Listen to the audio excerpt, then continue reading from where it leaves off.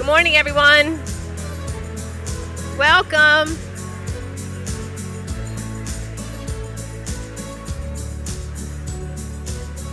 I see a lot of happy faces, a lot of coffee, a lot of carbs.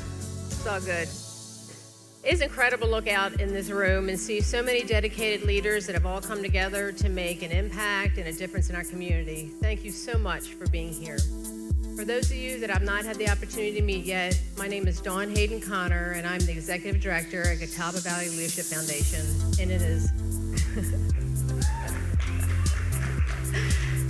And we are honored to have you here at our 6th Annual Leadership Conference. This year's theme, Leadership United, couldn't be more important.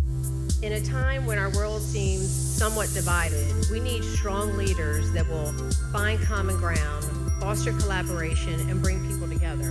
And that's what we're here to do today, is to learn and to grow and to strengthen our impact together. But before we begin, I want to take a few moments to thank the businesses and the organizations that made today possible. To our business sponsors, your generosity and support allows us to continue on with our mission of strengthening leaders throughout Catawba County and making life better for everyone in our community. We are deeply grateful. We could not do what we do without you. And to the amazing iChurch staff, thank you so much for opening your doors and allowing us to be here at this conference.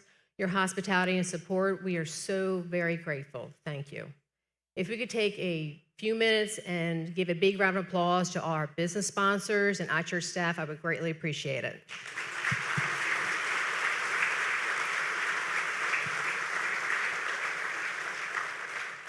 Okay, so we're gonna kick things off. To begin with, I'm gonna introduce this year's MC, Garrett Osborne.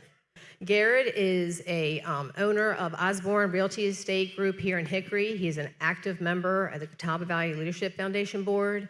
And over the last 4 years, Garrett has been a volunteer at our Strong Student Leader program at South Caldwell. For those of you who know Garrett, he is a dedicated family man, businessman, and he loves and is dedicated to his community. And also, he is extremely enthusiastic, has a lot of energy and positive energy, and I thought someone else to say. But anyway, let's welcome Garrett Osborne.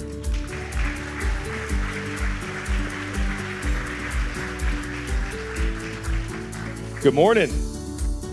Morning. All right, how's everybody doing today? Are we ready to learn about some leadership? I'm excited. So I, first off, just wanted to thank Dawn. I really appreciate the opportunity. It's been 4, 5, 6 years. I've kind of lost track.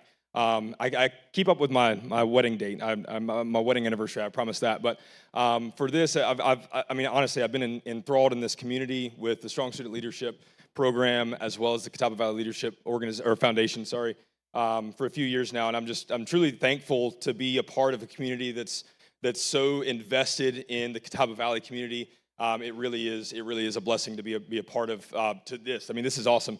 I think we have a record-breaking number this year, so I appreciate everybody that came out. Give y'all selves a round of applause. So this morning, I want to start out talking about involvement. Whenever I first got involved with the Leadership Foundation, I kind of asked myself, I'm like, how involved can I get with this organization without them asking me to speak?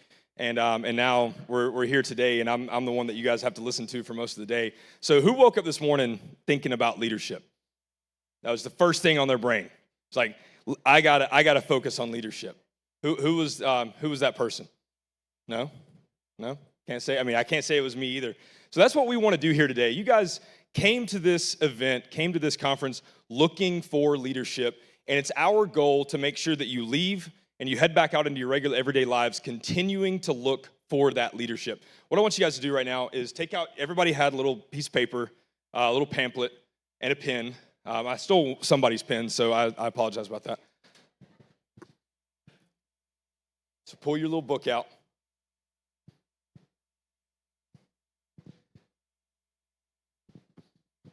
Good, I think I heard all the pens click. In the notes section over to the right, I want you guys to write unity.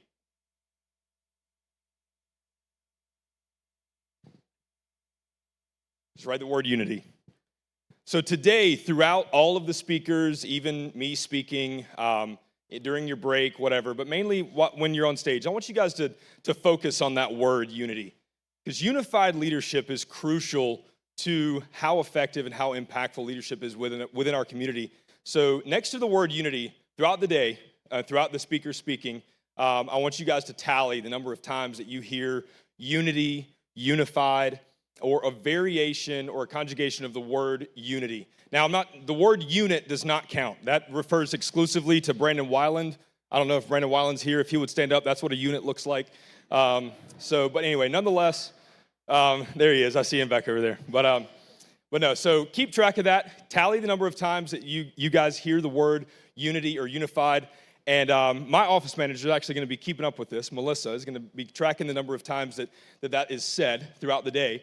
And we're actually going to pledge, so whoever gets it right is going to get $100. So I want you guys to keep up with that throughout the day. I'm going to leave that right, well, I won't leave it right there. That's kind of tacky. So we'll put that back in here. So whoever gets the number, or closest to that number at the end of the day is going to win $100. So I want you guys to keep up with that. So next I want you guys to practice a little exercise for me. So everybody look around the room. Just look around. Count the number of things that you see that are blue. There's a lot of blue shirts in here. It's a blue day. So I wore green just to kind of mess it up a little bit. What we count? How many things we count that are blue? 33? 84? What about red? Count the number of red things that you guys see.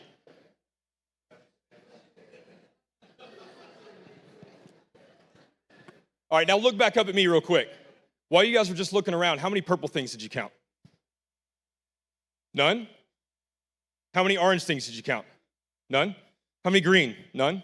That's the thing about leadership and opportunity.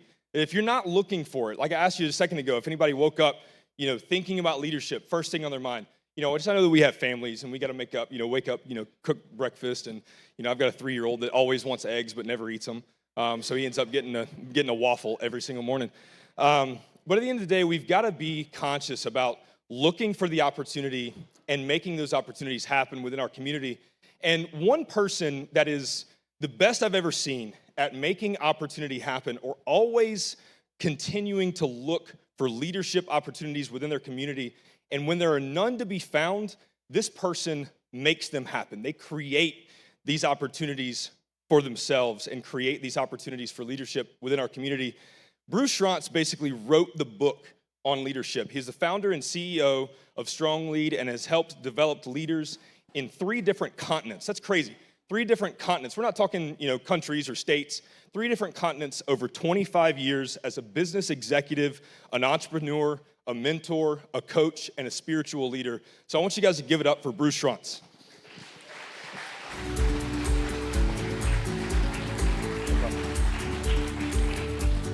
Wow. I may have just take this in for just a minute. This is so crazy. So, Ethan, this is for you. I woke up at 2:30 this morning thinking about these people. So, what do you got to say about that? No one cares. So, he razzes me all the time about these old people commercials, like Progressive, when you're starting to be like your dad. He's going to be here before long. Nobody really cares. But honestly, I woke up this morning at 2:30, and I really didn't want to, but I was thinking about you guys. I couldn't help it. I'm thinking about this community, and I'm thinking about what needs to be communicated and what we want you to have. And it's just crazy because we're here so much because of you guys building into me, building into our organization. We just build into each other. That's what's so cool about community. And so there's 3 things that I want to talk to you very specifically about today. One of them is vision, the second is culture, and then the third is leadership. And so when we're working with different organizations, no matter where we're at, this is where we start. And so the first thing is we want to know, what's the vision? What are you shooting for? And we're amazed that a lot of times we're working with great companies that really aren't super clear on being able to really articulate that vision. And if they are able to articulate the vision, they aren't really sure about the gaps that's keeping them from hitting the mark there. So we start with that vision. So let me ask you something. When we're thinking about the vision for this community, what do you envision? Think about that for a second. What do you envision? And so somebody give me a word. What's a word that you envision? Don't think low, think high. What do you envision for this community? Unity. Who said that? You get check mark. All right. What else? What's that? Happiness. Oh, everybody wants happiness, right? Why shouldn't we? What else? Love. My gosh, that's like the foundational ingredient for existing, right? Is love. What else? Opportunity. Drive. Drive. I love it. Am I saying that right? Okay. Gotcha. All right. Thank you. These are things that we really need in our community, right? And so I heard this definition not too long ago, well, several years ago, and it was for vision. It said, a mental portrait of a preferable future. So think about what's a preferable future that you have for this community. And I'm going to go ahead and give you the answers, okay? So I'm going to tell you what my vision is, but I want to tell you just a second about where it started. So back in 1999, I was trying to figure out kind of direction for my life. And it just felt like things were kind of coming to a place that I was supposed to make some kind of leadership in my life, and I didn't know what that was supposed to look like. And so my faith is really important to me, so I'm praying and I'm asking God, hey, give me some clarity about this, God, what I need to do. And you know, God, he's funny. He says, I want you to journal. I'm like, that's not what I was looking for. But he says, I want you to journal. So 1999, I started journaling, and I haven't stopped yet. So I started doing this, and as I started journaling, I noticed that there were 3 passions that started to rise up in me. So one of them was leadership, one of them was collaboration, and the other was community. And so I had grown up in this community. I've been here all my life with the exception of 3 years when we lived in New Hampshire. But I really didn't know how our community functioned. But I started to get a real passion for that. Matter of fact, I went to Danny Hearn and Lindsay Kiesler at the Catawba County Chamber of Commerce. And I asked them to teach me how the community worked. And man, they just poured into me so much. It was unbelievable. But as they did, then this passion just continued to grow. And again, it was leadership and collaboration and community. So as I started thinking about this, the more I journaled, the more I kept saying, man, what would it look like if I live in this community and I'm born for this time and I'm part of these people? I want it to be the best community possible. So what would that look like to have the best community possible? And so I started thinking about that, and I thought, well, so I know the divorce rate, for example, in America, maybe in the world, is a little over 50%. So I said, man, I'd like for us to have the lowest divorce rate of any place in the world. And then I thought, okay, well, drug addiction. I'd like for us to have the lowest drug addiction rate of any other place in the world. I'd like for us to have the best schools in the world. I'd like for us to be considered one of the best places to live. I'd like for us, when we go and ask the superintendents what's in the schools, what's one of their biggest issues, they wouldn't say mental health. So something else I heard several years ago is your system is perfectly designed for the results that you're getting. Your system is perfectly designed for the results you're getting. Think about that. That's a reality, right? So I started thinking, how do we change this system?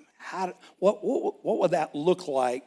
Well, just like with our business we work with, you first of all got to get a really good, clear vision of what it should look like. What does it look like to be one of the best communities in the world? I think about this because we're working in the school systems right now with Catawba Valley Leadership Foundation, and I hope I'm going to get these numbers right. In 2025, we're going to be in 10 or 12 schools. We're going to be in every county school system in the Unifor area, and we're going to be in every city school system in the Unifor area. And we're going to be working with, in the ballpark of 500 juniors and seniors, and we're teaching leadership development to them. And the leadership development looks like this. Number one is, who are you? What's your identity? What's your purpose? What's your significance in the world in which you live? The second thing is, how do you build strong relationships around you? And then thirdly, you're going to have a vocation. How do you develop and move into that vocation the right way? It's amazing what we get to see with these kids and how that works. And so it's just again, it's something that wasn't happening in the school systems as far as just leadership development, but now we're doing it. And so we had to have a vision for it first. I got to speak with Dr. Bill Griffin. He's going to be speaking a little bit later today as the superintendent of Alexandria County Schools. We've got some great superintendents in our school systems. We've got some great business owners in our community. We've got some great chambers of commerce in our community. We've got great government people in our community. I can say this because I've been able to work with so many of them across the years in our community, because we focus on this community. And so what I want you to know about our community is that we do have a vision for this community. Matter of fact, so by 2030, one of the visions that we had for Strong Leading Catawba Valley Leadership Foundation is that we would be one of the best leadership communities in the world. Why shouldn't we be, right? Why shouldn't we be? It just means that we have to have a vision, and we have to be intentional about that vision. Dawn, can I get some water? I'm so dry. Excuse me, thank you. So vision is where it's all got to start. We got to be super clear on what that looks like. And then the second part of this is that we have to agree together with that vision. So Bill, again, he was just sharing some great things with me this morning. Made me think, oh gosh, I'm glad we picked him as a speaker. So if we're gonna really reach that vision, one of the things that's critical for us is that we have to have unity. So I want you to be thinking about, as we go throughout the day, if we're going to be the best community in the world, what's the culture have to look like? What does that look like? So think about, when you think about culture, think about values maybe, but what would you say has to be a part of the culture? Unity is a part of that, but what's some of the other things that have to be a part of that culture for us to reach the vision? Let me know. Participation again. Diversity, right? We need to have diverse communities. I love it. So we're sitting here at iChurch. This might be the most diverse church in the community. They've got, I think I heard Carlos say the other day with the Hickory Police Department, that they have over 30 different nationalities here, 8 different languages. Can you imagine that? So diversity is important, right? That's how we get best ideas, hopefully, right? What else? Collaboration. Man, we got to collaborate, right? We teach about conflict resolution and how you get to the right results. And the number one way is that you got to do it through collaboration. So I want to share this a little bit. So as an organization that I'm representing here, talking about Strong Leading Catawba Valley Leadership Foundation, I want to talk a little bit about that collaboration, what it's looked like for me over the years. So when I first started having these visions, I didn't know what to do with them. I went through some vocational shifts. And then my wife and I, we started Strong Lead and Catawba Valley Leadership Foundation in 2009. Did not know what the heck we were doing. We just didn't. But I ended up having a great group of guys that came around me, and they would meet with me on a regular basis. And man, we would pray about it, and we'd talk about it, and we'd think about it. And they helped me shape something that I could have never shaped on my own. We needed that collaboration. I needed that collaboration. I couldn't even see the fullness of the vision, and I still have not been able to see it unless I connected with community. So that started happening, and then I was doing this by myself, and then I had two partners come on board, Chad and Ethan. My gosh, they're the best partners in the world. I mean it. We would be nothing if these guys hadn't come on board with me, because they just took it to a whole nother level. They're so gifted in ways that I'm not, and they're just strong, and they made us stronger, and we just kept moving for that. And then we have clients. So you're going to hear about one of those clients a little bit later today, but it was one of my very first clients. And so I started working with this organization. I still work with them today, but they let me use them as a guinea pig. You know, they just knew that what we were striving for was important, and it was good for this community, and we needed that. And so they just kind of gave me free rein in their organization. Man, I appreciate them so much. And then I worked with the chambers. The chambers just let me partner up with them and supported everything that we were doing. And then we worked with colleges and presidents of the colleges, and we worked with different businesses and different organizations. We worked with churches and nonprofits. And so what was cool about it is I had a vision to pour into my community, but really the community was pouring into me the whole time. It was so crazy. I could never have crafted where we're at right now in this room without the help of all of you guys. And so we got a great community, and we got to continue to collaborate, because that's going to be really important for us. So here's the last thing that I want to talk to you about is, so we can have a vision, and we need to collaborate, but now let's get down to the least common denominator, and that's you. So for this community to be who we're called to be, and I believe we have a very high calling, by the way. I believe we're called to be a lighthouse community to other communities, and so we have to show up the best version of ourselves. But you have a part to play in this. You have a critical part to play in this. So I want you to think about, what does your leadership look like, and what's it supposed to look like? So think about it like this. You have 4 areas of influence. You have 4 areas of influence. And the average person in an average lifespan influences 10 to 25,000 people in a lifespan.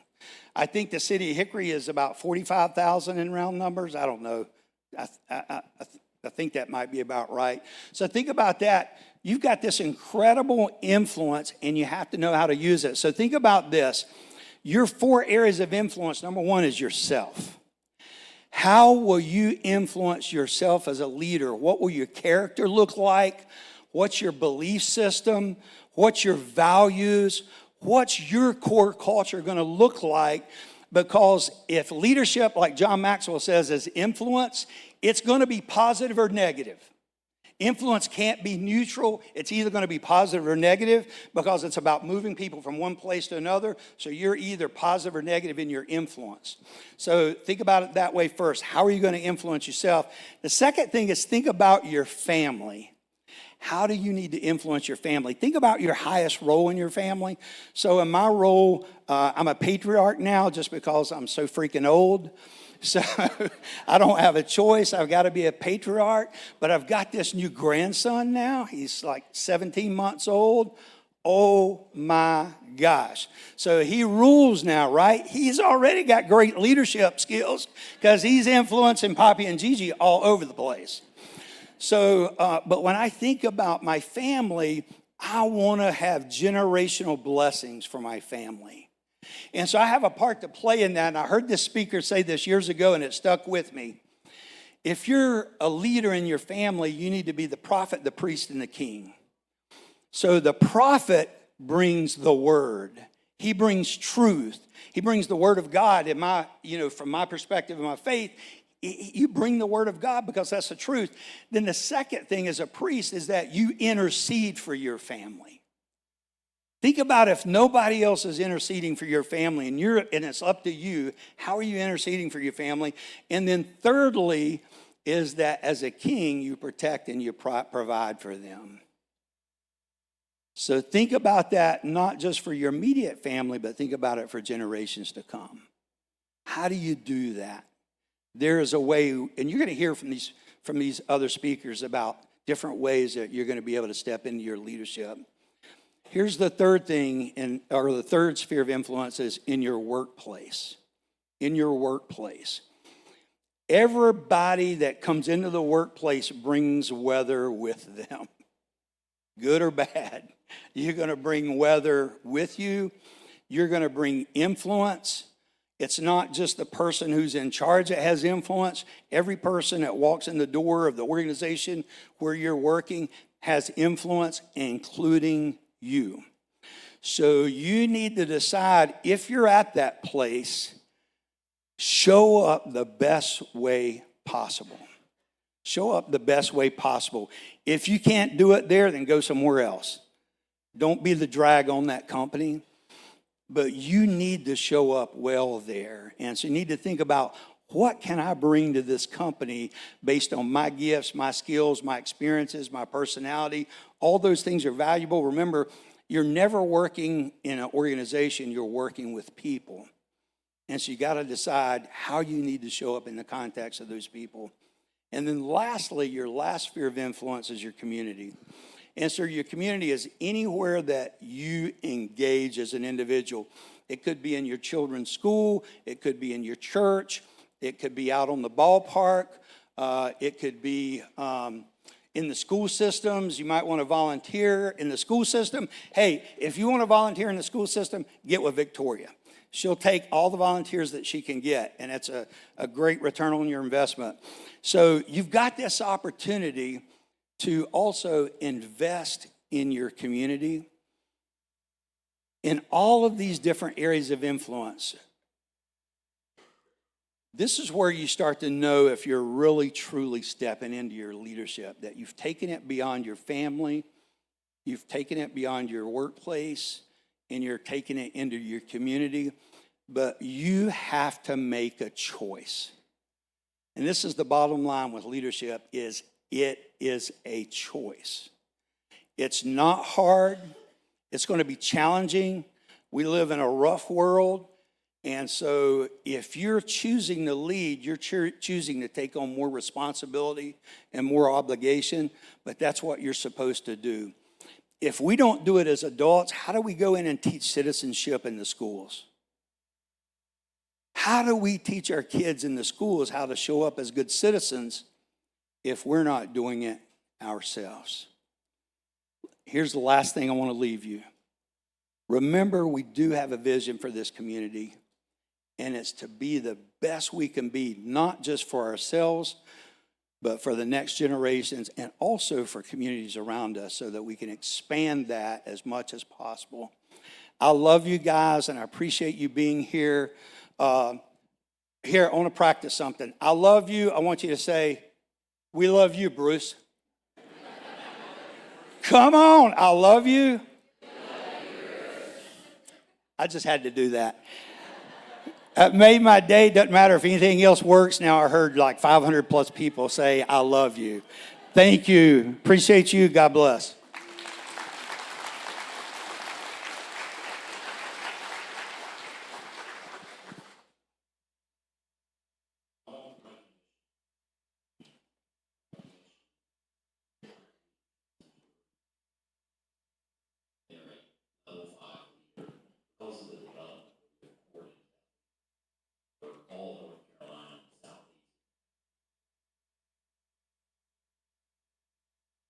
I want prosperity for my community. But I want for my community is creativity. Businesses, creates opportunities. I am fairly new to Catawba Valley, but we love it here. We love its people. God has laid on my heart to pray for the prosperity of Catawba Valley, so that's what we're doing.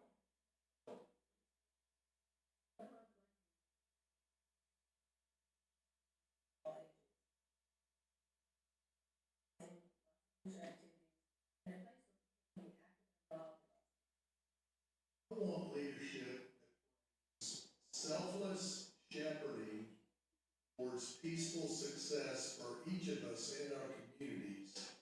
And I'm glad to be part of the Catawba Valley Leadership Foundation and their efforts to achieve this.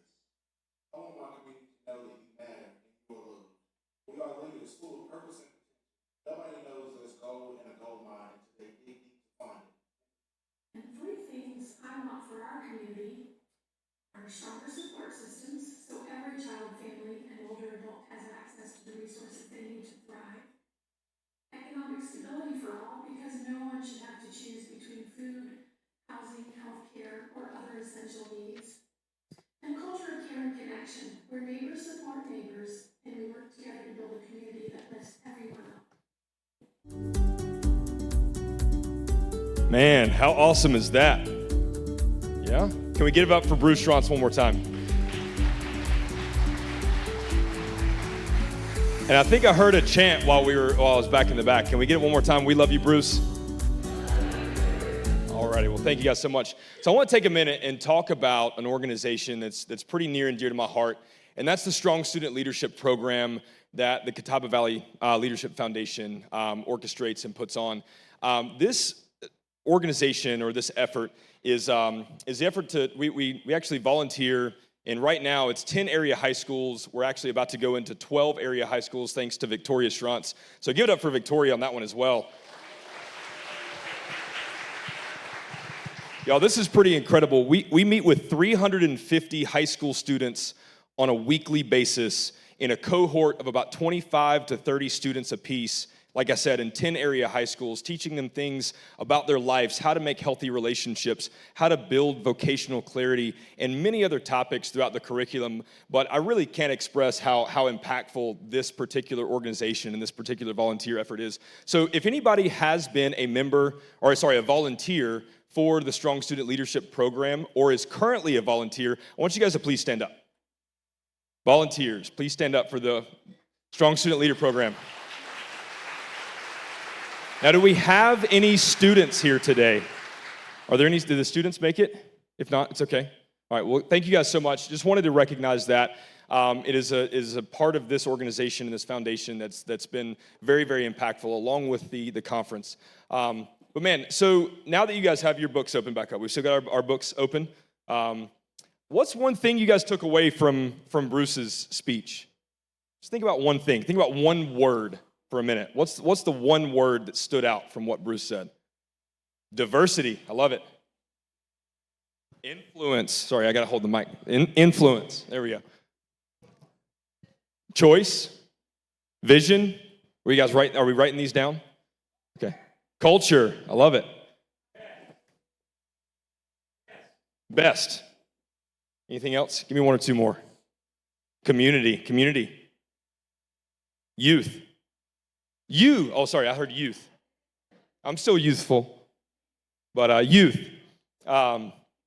So now think about one of the things that Bruce said, just anything that he said, that you could implement just a little bit better in your life that would make you become just a little bit better leader. Just think about that for a second. I won't make you shout it out this time. I won't put anybody on the spot. One of the things that stood out to me the most was that number, 10,000. I think 10,000 was actually on the low end. I think 10,000 was the baseline number, that the average person throughout their life will have the ability to impact about 10,000 other people, influence 10,000 other people. So that's a huge amount of people over the course of your life. I mean, you got to think about there's 525 people in this room. I mean, so what do we multiply that by 20 over the course of your lifetime, and you will directly impact that many people throughout your life. And if we take that into consideration, I mean, I run an organization of about 20 people. That's all that I'm responsible for. So, we on a daily basis, on our daily interactions, when we go about our daily life, we don't really take into consideration how many people we truly impact. And there are some organizations that impact a lot of people all at once. And not that they're more important or less important than the small mom and pop restaurants or just the team leader or things along those lines. But we've got to really take responsibility for the people that we influence And that's one of the things that I want to kind of highlight on leading into our next speaker is Dr. Bill Griffin is the superintendent of Alexander County Schools. And I actually had the pleasure of speaking with Bill yesterday ahead of this conference. And Bill kind of painted it in a different light, that he represents an entire community. He represents all of Alexander County and is realistically the CEO of Alexander County's largest employer. They employ 1,800 employees. So it's really important whenever we're thinking about things in that magnitude. How do we stay true to our roots? How do we stay true to our original, our goals and what we're here to do? And I think this is a man that has really, really embraced the ability to lead a large group of people and have an impact on a large organization, and doing so while staying true to his number one goal. And Bill told me that number one goal is taking care of our children and our youth. So I want you guys to give it up for Dr. Bill Griffin.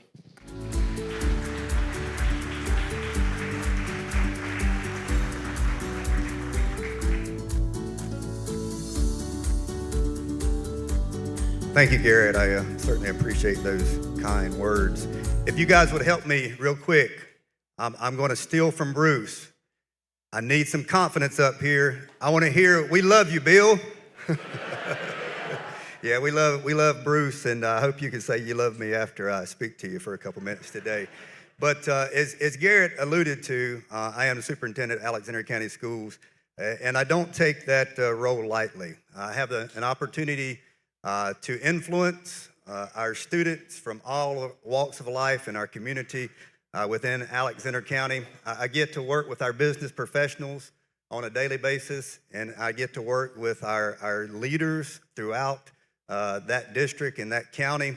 And I really and truly love my job most days. There certainly are some challenges that we deal with, but the fact that we have that ability to influence others, and the fact that we have the ability to produce these young minds through success in their life means something to me. And I don't take that lightly. I truly love our young people.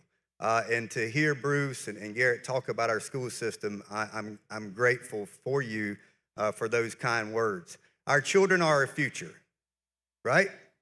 Our young minds, and I hear often that people are a little bit afraid of our youth coming up. Let me tell you, they're remarkable. They're amazing human beings, and many of you out there are parents or guardians or grandparents, and our youth, our future is bright because of them. They're different, and that's what the title of my presentation here today is, Unifying Leadership in an Ever-Changing Society. Raise your hand if you believe our society is a little different than it was 10 years ago. Absolutely. And we need unity from our leadership, and we need to make sure and understand that we matter. And the work that we're doing here today is special, and I want it to resonate throughout this community. Have any football fans in the audience? Anybody like football? Woo, I love it. It's part of my life. It's part of who I am. I love the team connections, the goals you develop in team sports, and I'm really drawn to football. Each fall, or actually winter, around February, we get to the Super Bowl in the NFL. And there are a lot of celebrations that take place in that, and I truly enjoy it. I wish that my Carolina Panthers were in it more often, but they're not, so don't judge me on that. But this year, I tuned into the Super Bowl like many others, and I was there to watch football, but I know there are a lot of other people that watch it for the halftime show or the commercials, and I'm always intrigued by what commercial is going to come on next with their 30-second snippet that they paid millions of dollars for, and how cute's that commercial going to be. Well, this year there was a commercial, you may have seen it, that really resonated with me. And after watching it, my heart kind of sank a little bit because I thought it was very, very powerful. It started with a slogan from Dr. William Borders from 1943 in a sermon that he had given in Atlanta, Georgia. This slogan was later introduced by Reverend Jesse Jackson throughout the times, and I knew when I saw this commercial, I had heard that before, but I really didn't know the history of where that came from. But it was put on by the NFL and it was there to bring awareness to youth organizations, Big Brother, Big Sister programs, much like what we're doing here today. And the slogan that they used was, "I am somebody." And they had together powerful figures from the NFL, Adam Thielen being one from the Panthers, brought together children from all walks of life, all backgrounds, different abilities. But the slogan that they used was, "I am somebody." And these powerful NFL speakers, and I'm gonna get you guys to participate with me. I want you to turn to your partner somewhere around you, and I want you to repeat after me. I am somebody. I am somebody. Think about the power in that. And watching these children's faces light up and watching them be invigorating of what these people are doing and the fact that they're special and that they mean something. That's what leadership's all about. If we move to the next slide, please. We in the Superintendents Association across North Carolina, we use this slogan at all of our meetings, and it's that leadership matters. And it matters in a positive realm, and sometimes leadership matters because we do something we're not proud of. But no matter what, when you come to the table, you bring something to that organization. So never forget that your leadership matters in every single thing you do, because I am somebody, right? When putting together this presentation, I came up with 5 different pillars that I want to discuss and go through briefly today. The first one that we have, if we just switch to the next slide, is building a solid foundation, okay? Building a solid foundation. It's essential that in your role and what you do, that you have a rock-solid foundation on everything that you do within your organization or your church or your community or your family. If you would switch to the next slide, please. Derek Kissis says that we have to invest in relationships to build that foundation of leadership. You have to invest in relationships. And the first one here says, make time for loved ones. I am extremely guilty of letting a career at times get involved of the most important thing in our lives. And I put up little snippets of my family, my father and mother, Richard and Suzanne Griffin, my wife Meredith, and then our boys, because it's all about our family. I can't tell my parents how much I appreciate the things that they've done for me over the years. Now, I wasn't a perfect child in my teenage years, let me tell you, but they always stood by me. And they always supported what I needed to do. And at times, we can't forget that where we get to and where we are in our life, that we have to make sure that we make time for those loved ones around us. You have to build a big social connection and a strong social connection within that foundation. You're here today. In front of you is someone, behind you and to your right and left is someone that you need to make a connection with. When we take our break in just a bit and we go out in the lobby, I encourage you to have a conversation with someone that you don't know. Build that social connection. And then you have to cultivate a strong support system. I mentioned our Superintendents Association that we have, and we meet often regionally, and we also meet quarterly throughout the entire state. I believe strongly, no matter what I'm going through, that I can pick up the phone and call somebody and talk to them about the challenge I'm dealing with. I encourage you to do the same in your business organization, whatever you support, to make sure that you're able to do the same thing. Next, this is something that I pulled, I saw a couple weeks ago. It says, losers focus on winners, winners focus on winning, right? It's about that focus. How many times do we see the target and we let the chatter around us take us away from the goal that we're trying to accomplish? We get to worrying about those that are beside us and what they're doing instead of the target that we have. So losers focus on winners, winners focus on winning. So surround yourself always with great people. They are the ones, they're your lifelines, they're the ones who certainly make a difference. Top 3 characteristics of a leader. We were in a leadership meeting that we had the other day, and I had someone bring this to the table. And they said the top 3 characteristics of a leader are integrity. Whatever you say, you have to do. You have to bring integrity into what you're doing. Optimist. You have to be an optimist. Incredible characteristic. I remember back one time I was interviewing for a job, and we got to that last question. And that last question is often, why you? Anybody ever seen that question on an interview? Why are you the person that we're going to choose? And something hit me. I don't know where it came from, but it hit me that all the things that we've said, all the data points that I've given you, everything that we've talked about prior to this, here's one thing I know. One thing that I can control is my attitude. One thing I can control is the fact that I know that every day that I walk in this door, I'm going to have a smile on my face. You can be an optimist, even when you're torn up inside, even when you're dealing with challenges outside the realm, never let anybody see it. You can always control that factor. And then lastly, you have to care about those around you. You have to care about your people, your employees, those that you represent, and every now and then pat them on the back and tell them that you love them. You guys told me you love me. I appreciate it. I'll come back later on.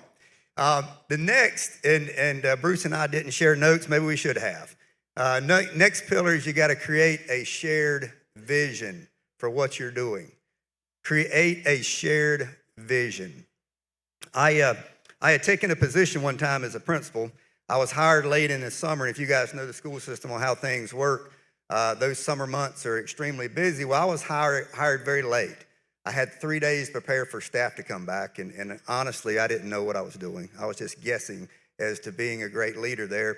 And our superintendent showed up one day, and he said, "Bill, let's take a walk." And I was like, "Oh no, he's going to dismiss me after 3 days of being on the job." But we walked down the halls and we had conversation, and I was trying to tell him the things that I'd put in place and that I expected. And we got to a part in our conversation, and he looked at me and he said, "What's your vision?" And I immediately froze because I thought I had to recite whatever was put on the wall or in a book that was dusty somewhere. And you know what I said? I don't know. I don't know. And he looked at me and he said something that I'll never forget. "Bill, if you don't know your vision, then nobody else will." And I said, "Yes, sir, I understand." So I immediately went back and began creating what it was. It was my vision that I needed for my folks within that building. Next, please. This is something I certainly believe true. We talked about culture. You have to have a unifying and sustainable culture. Each and every one of us are replaceable. This cartoon says that to do what makes you happy, because when you die, your job will be posted before your obituary. It's so true. How many in your organization have irreplaceable people? Everybody's replaceable. And I believe that there are folks that are amazing at what they do. And replacing them will be hard, but I will tell you that the day that they leave your organization, you better have a succession plan to fill their shoes. And I always say, if we have a vacancy, we're going to get better. If we have an opportunity to interview, to bring in a new person, we're going to take that opportunity to get better. One of the next pillars that I came up with was manufacturing resilience, belief, and hope. You have to manufacture resilience, belief, and hope. I was at a conference a couple months ago, and we were doing some leadership building by Franklin Covey. And the leader that was speaking that day shared this slide with me. If we'd go to the next one, please. It's a picture of Death Valley. Death Valley, one of our state parks here in the United States, in California, has the highest recorded temperature on the face of the earth. In 1913, they recorded a temperature of 134 degrees Fahrenheit. That's hot, right? That is hot. And as you can see behind me, it's a very barren place. It would seem at those types of temperatures that there's no way that anything could ever live. But it does. Sitting on this barren ground are seeds that, if given the right temperature, the right rainfall, the right conditions, the resilience, the belief, the hope, that this is what happens about every 10 years. It's called a super bloom. And when hearing this, it just really resonated with me that that no matter how big that challenge is, no matter how desolate and barren the ground is, that through resilience, belief, and hope, we too can have a super bloom. All right? So it's always there. We just have to plant the seeds to make sure that we get to this place. I read a book this summer with my staff, and it was called Culturized by Jimmy Casas. And the statement that was given that really resonated with me with this is, we are blessed every day with the opportunity to change the course of someone's life with our words, our actions, and our beliefs and their abilities. By changing our perspectives, we can change lives. Each and every one of us can have a super bloom. Each and every one of us can do something that's going to change the person beside us. And then finally, one of the last two pillars I want to speak to you about is the change that we're going through currently. I came up with this topic, inspiring adaptive change. I'm a very rigid person. Sometimes changing my beliefs and my philosophies are very, very difficult. In the back, I spoke to Dr. Jennifer Griffin from Hickory City Schools, and she's got some of her staff members here, and we are not married. But we're telling everybody here lately that we're brother and sister. So say hello to my sister back there. But we've been doing some work with Dr. Bill Daggett here lately, talking about change. Guys, our children are coming to us differently than they did 10, 20 years ago. It's just a fact. So we're looking at some of the research, and we're looking at some of the reasons why.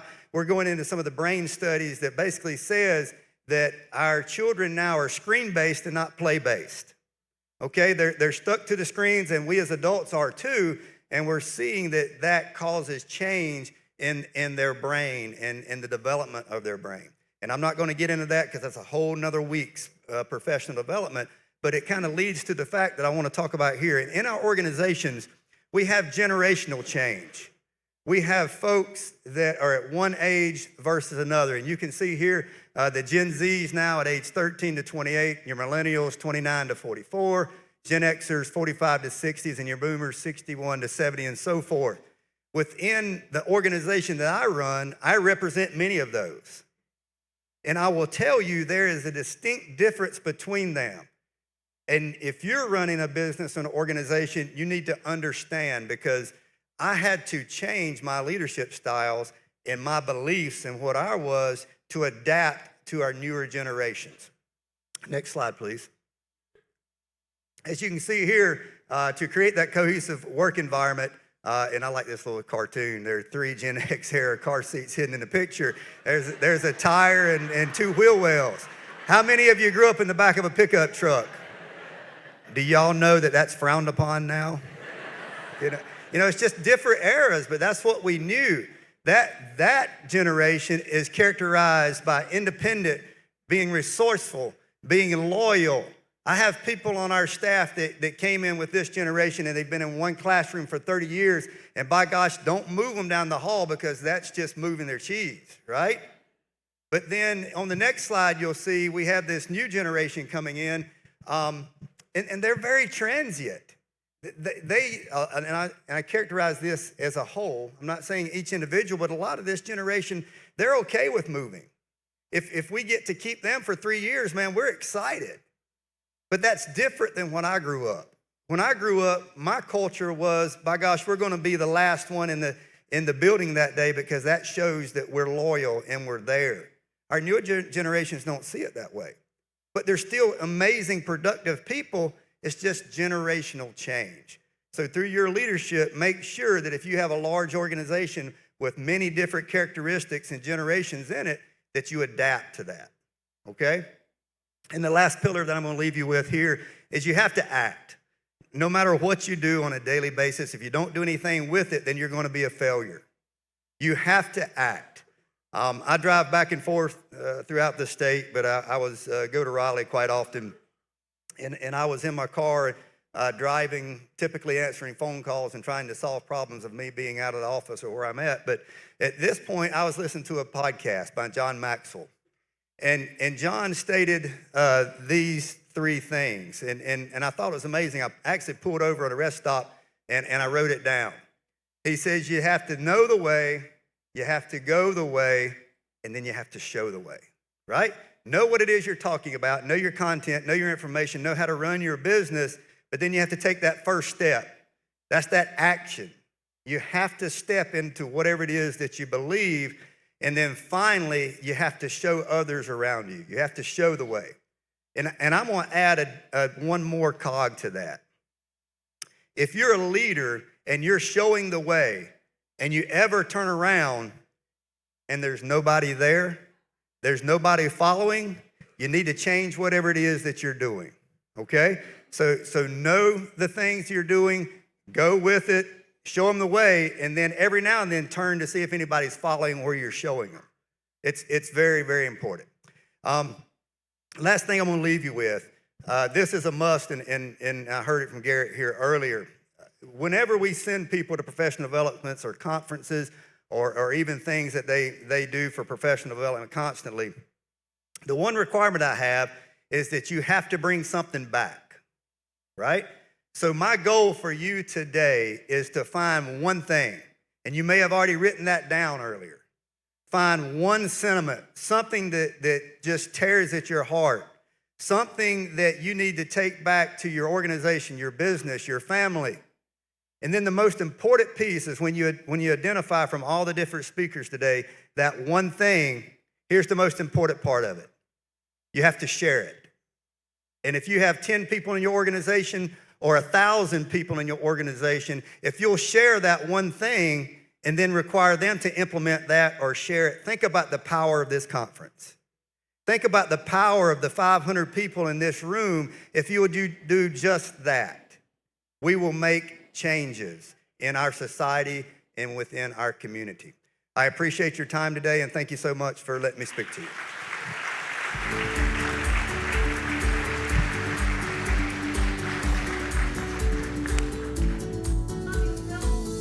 Hey, let's get a "We love you," Bill. Man, that is awesome. Thank you so much, Bill. One of the things that he said that resonates with me is just to pick something, and that's one of the things I invite you guys to do as well. Pick something from this conference that just resonates, that just eats you up. That you can't stop thinking about it. One of the things I read a little. I didn't read a book. I don't have time to read books right now, but so I apologize about that. I'm not the guy's going to get up here and preach about books. But I read a quote the other day that says that the only failure in life is the failure to act, and that if you try something and you don't succeed, that truly the only failure is not trying it, not acting upon it, not getting involved. And that's the thing is, what we want you guys to walk away from today is pick that tidbit, whether it's a statement, whether it's an idea, whether it's a quality, whether it's an action, pick that and just light into it. Get involved, let it fire you up. So don't shout out at me, don't yell at me this time. So I'm gonna ask you guys to think about what Bill just said, what all Bill spoke about. I've got a couple written down here, but we're gonna talk about them when we get back from our break. But take just a minute and think about a word or a phrase or an idea that Bill spoke about that really resonates with you. Don't yell at me. So we're gonna save that for later.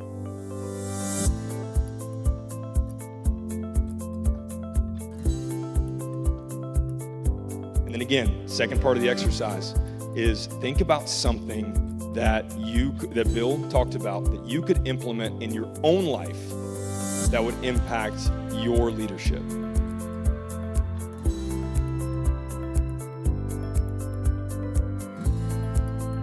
Save them. We're going to talk about them in just a minute. But I do want to give a little bit of a plug. You guys are in the presence of a celebrity. Mr. Chad Hall is in the back. So everybody give it up for Chad.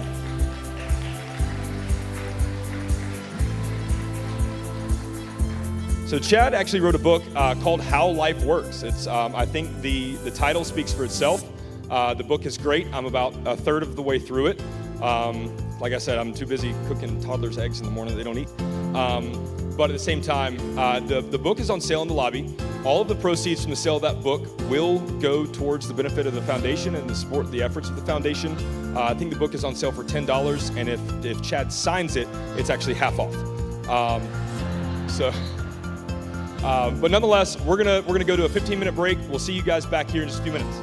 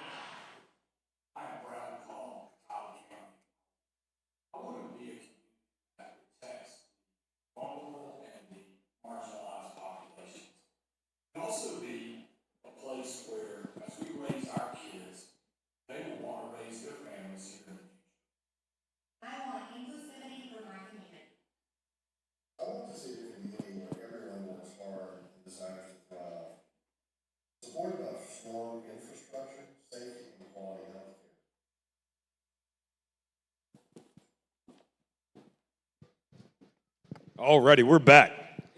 Who had a donut hole? Let's go. Those donut holes are so good. Who had some coffee? Yeah? All right. Thank you, Taproot Coffee. Got to give a little plug there. So thank you guys at Taproot, the coffee bus, everything. So I'm sure you guys know that pretty well. So let's go back about 20 minutes. I know we've had a little bit of time to mix, mingle, and everything. Who got to meet somebody new on the break? I did. I met a few people. So cool deal. So let's go back to Bill for a second.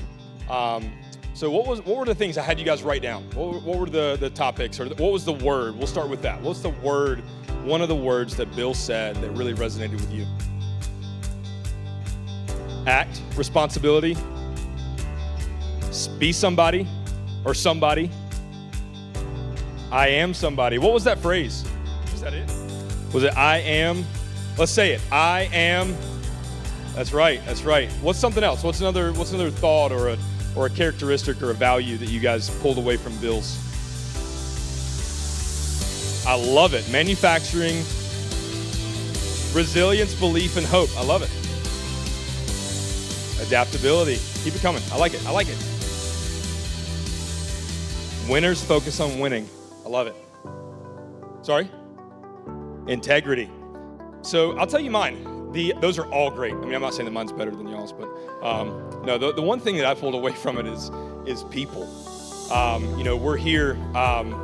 There's 524 of us here, I think, today. So my tidbit, my value there is just people.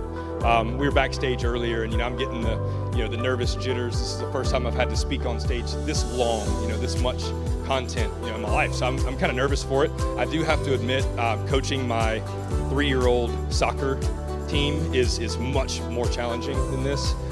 Way more mentally exhausting. I'm wiped, ready to take a nap after that 10 o'clock game tomorrow.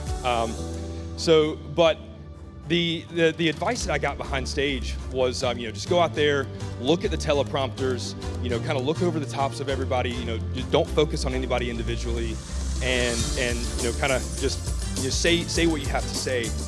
And Vicky Murray, it was Dawn Cooper, or Dawn Connor, said to me, she's like, no, go out there and talk to them, talk to the people. And that's the thing that really resonates with me is the people. That's why we're doing this. It's why this organization exists, is because the people in our community and the impact that we can have, and the leadership that we can grow in our community. And that's where, that just hits home for me. So as Bruce mentioned before, and I don't want to steal tidbits from other people's speeches and stuff, but many define leadership as influence.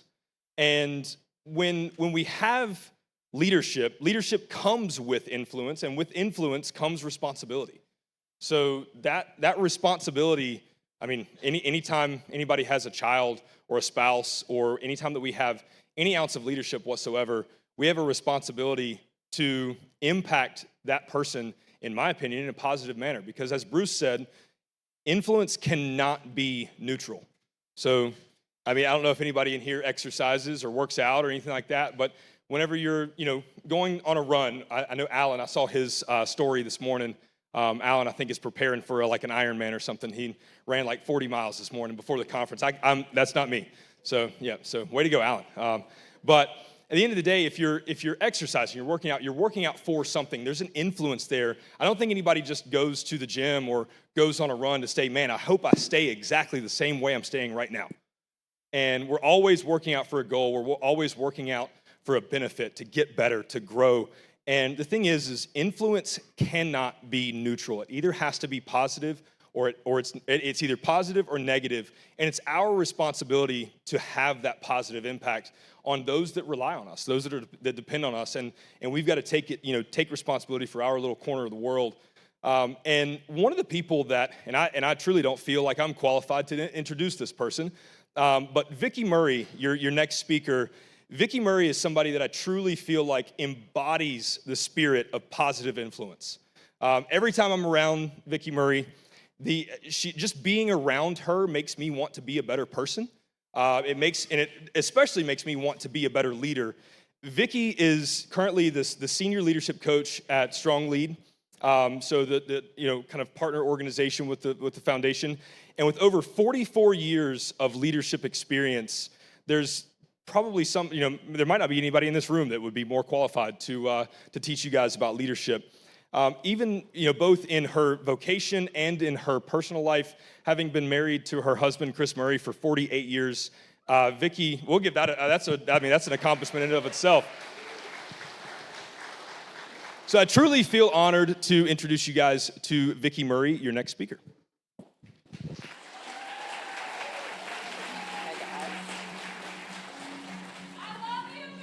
Oh, that's so sweet. Gosh, thank you, Garrett. Actually, it's 49 years, right, Quist? I knew it. They got it wrong. To say that I am honored to speak to you today would be an incredible understatement. I truly am. And the topic that I get to talk with you about is something that's so near and dear to my heart. I'm very passionate about it. We entitled this talk, Uncommon Unity. There's that unity word.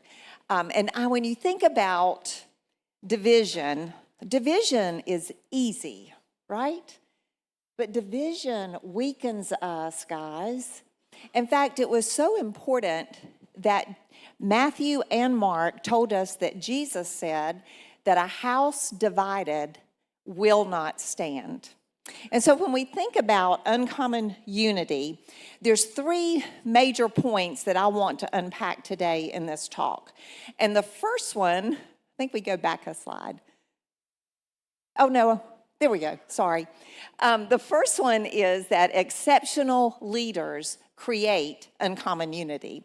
And then what I want to do is I want to look at the impact that you can expect with your teams when you have uncommon unity. And thirdly, we want to talk about why the time is now.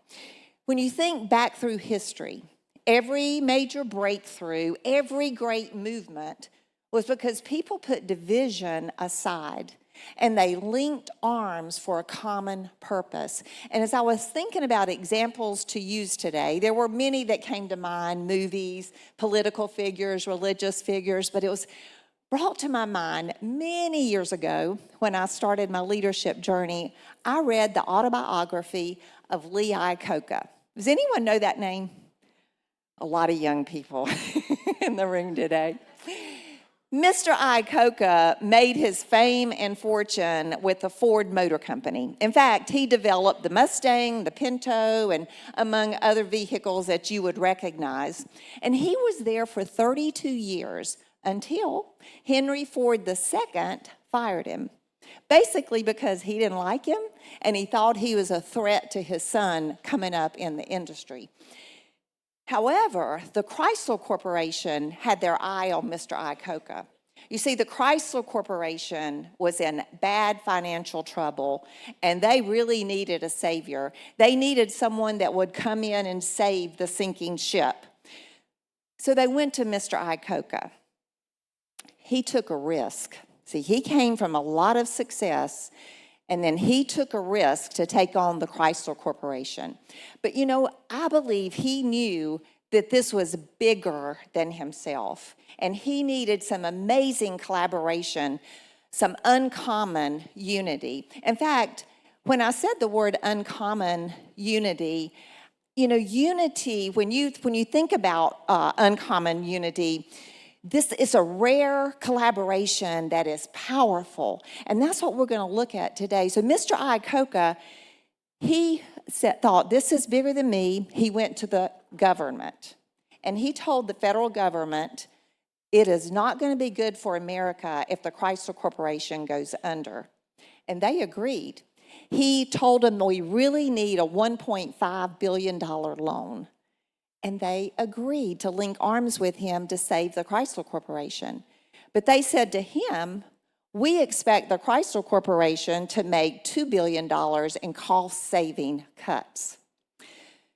Mr. Iacocca accepted that, and then he went to the labor union. And he talked to the labor union. Seldon told him the same thing. He said, it is not going to be good for America, nor your workers, nor their families, if Chrysler goes under. We have got to link arms and save this sinking ship. they agreed. And so they had major layoffs, major pay cuts. Everybody came together for the common purpose of saving the Chrysler Corporation. And save it they did. In 1984, the Chrysler Corporation showed profits of $2.4 billion. And this was after paying off that federal loan a year early. You see, uncommon unity creates uncommon success. And you might be thinking about Mr. Iacocca accomplished all that, but he didn't do it alone. In fact, how many times have you heard it said, it's lonely at the top? I don't know. Bruce, that wasn't you that said that, was it? I mean, that's the most stupid thing I've ever heard. You wouldn't have said that.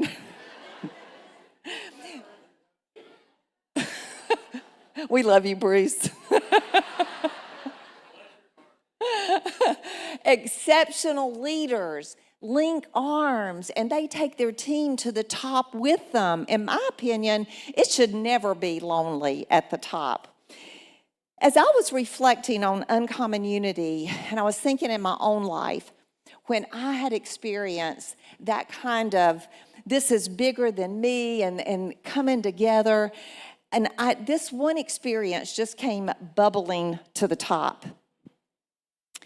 And it was when I agreed to run a Spartan race. I messed up because I missed the statement here. So let me go back just a minute. When I said that about it's being lonely at the top, you might be thinking teamwork. I get it, Vicki. We're working on it. We've got a committee. We've got some exercises. We're working on teamwork. But it's not just teamwork. You see, you can have teamwork without unity. But when you have unity and teamwork, that's the secret sauce. That was important, and I wanted you to get that. So when I thought about my experiences, 12 years ago, I was approached by Tricia Cooper, who was, at the time, she was teaching some fitness classes that I took. And Tricia approached me and she said, Vicki, I'm putting together a team to run a Spartan race, and I want you to be on it. First of all, I had to Google what a Spartan race was. And I said, oh, heck no. You know, you've got the wrong girl. I don't even know why you came to me, but I'm not your girl.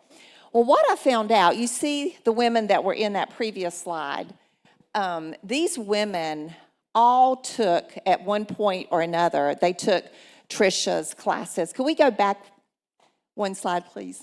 There we go. I see I'm looking at the wrong one up there. Guys, in just a minute, I'm going to tell you that you can do hard things.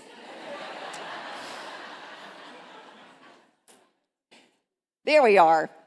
So what I found out was I was right. Tricia did not approach me because I was an elite athlete.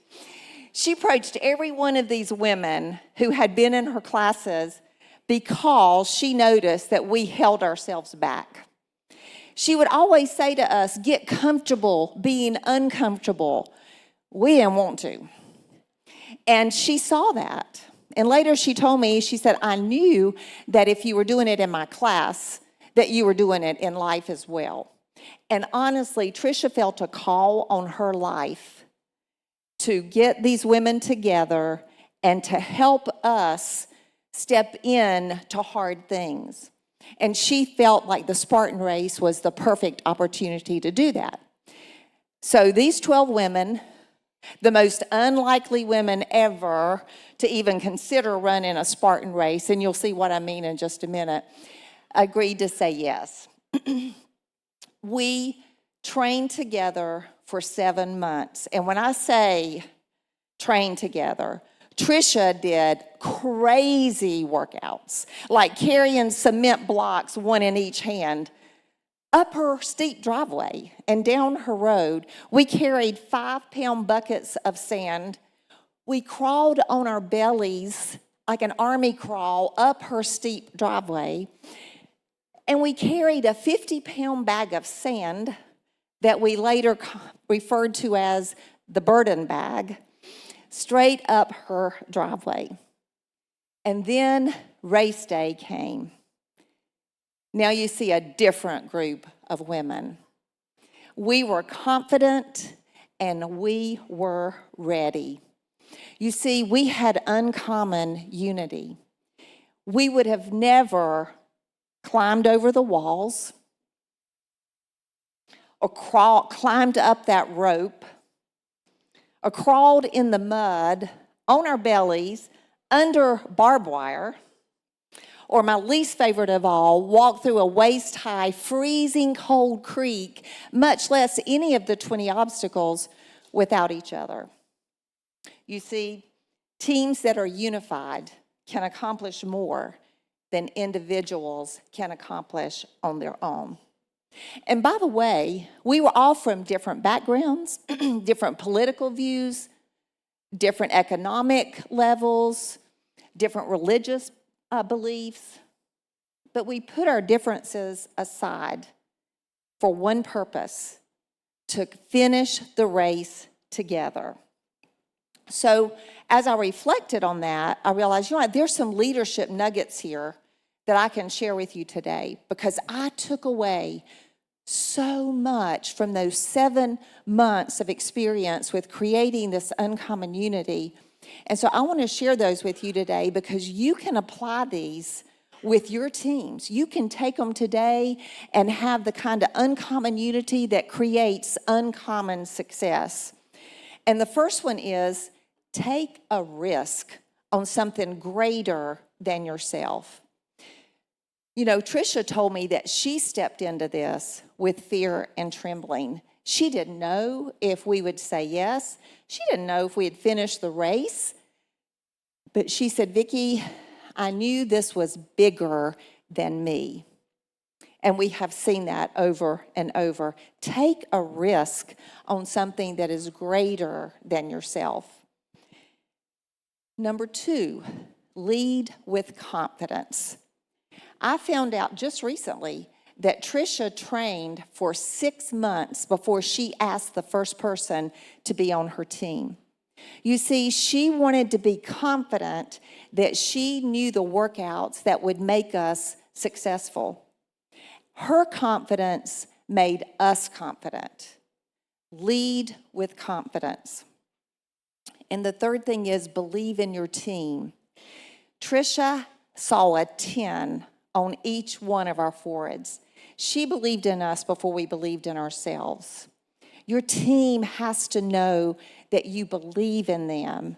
Believe in your team. And fourth, create a culture of trust through vulnerability. I've heard it said many times that leaders define reality. And that's what Tricia did. She told us right in the beginning, this is not going to be easy, but you can do hard things.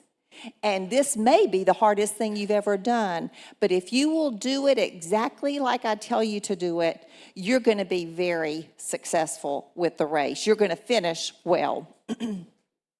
She also had created a culture that we were there for one another. We trusted one another. Does your team members trust each other? Do they know that if they're in someone's absence, that they're going to have their back? That's what uncommon unity does. It creates trust with the leader and with the team members. A lot of times Tricia would celebrate when we did well, but I could trust her to tell me when I wasn't stepping in and giving it my all. And she did that quite frequently. In fact, I can still hear her in my head saying, "Focus and apply, Vicki." She's here today, right, Tricia? And I still hear that because she taught me I can do hard things if I focus and apply. Next, create camaraderie. When we go back to that teamwork, yes, you need those teamwork exercises. You need to provide space for your teams to have camaraderie. Tricia would line up days where we would go to the indoor rock climbing course, or we may go to the ropes course or go on a hike together.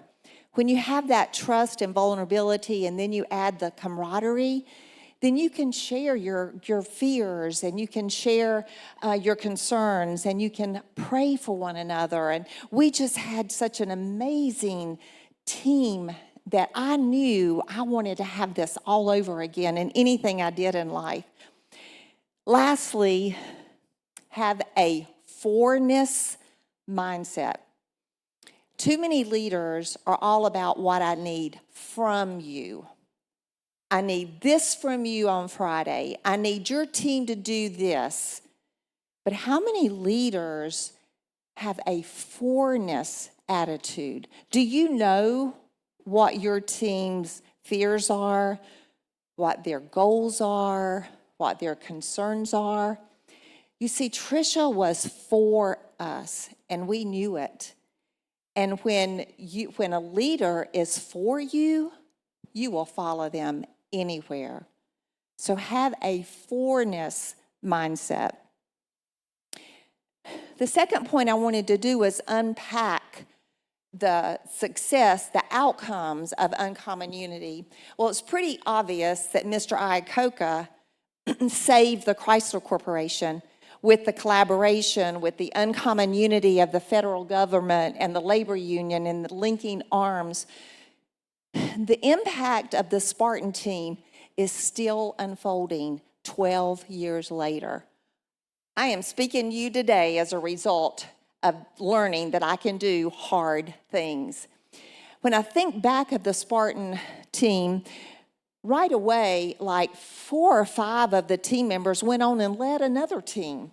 And who knows the impact that those teams had. We had one team member that had the courage to be certified as a nutrition and health coach, and she's helping people every day. You see, Tricia kept saying, this is bigger than me. I have to do this. And as I think about it, I can see why she had to do that. Tricia wrote a life-changing book. Soon after I did the Spartan race, I was asked to accept the position of the executive director of an amazing nonprofit in Hickory, Safe Harbor. And I was able to, I know there's some Safe Harbor peeps here today. There they are. I was able to step into that role with fear and trembling, and it was a risk because at that time, Safe Harbor was really hurting financially, many times wondering if there was enough in the mailbox that day to keep the lights on. But I knew I can do hard things, but I also knew I can create an uncommon unity. And it was through the collaboration of our staff, our volunteers, our donors, our community partners that came together for this common purpose of not only saving the ministry, but enhancing it so that we could serve more women. And we did. Together, we became stable financially. We also built a brand new $2 million building that we moved into with no debt. Uncommon unity.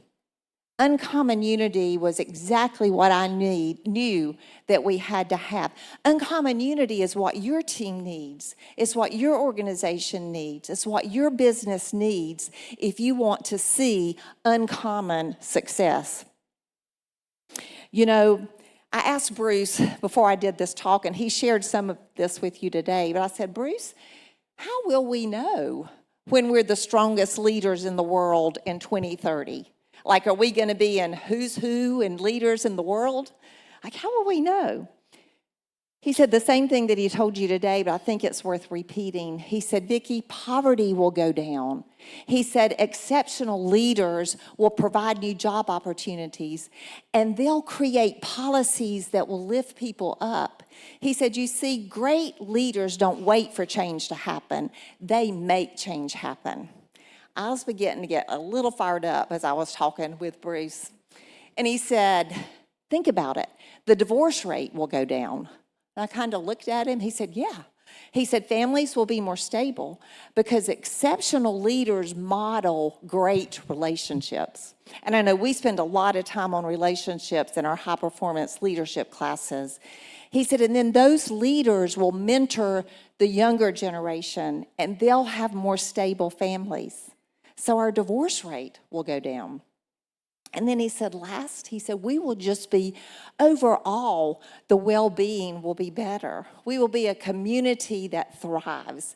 And I was like, yes, I want to be a part of that. And that's what I hope that you leave here today, that you want to be a part of this movement that's going to raise up leaders. Imagine a world where leadership is not just a title, but it's a call to serve and uplift.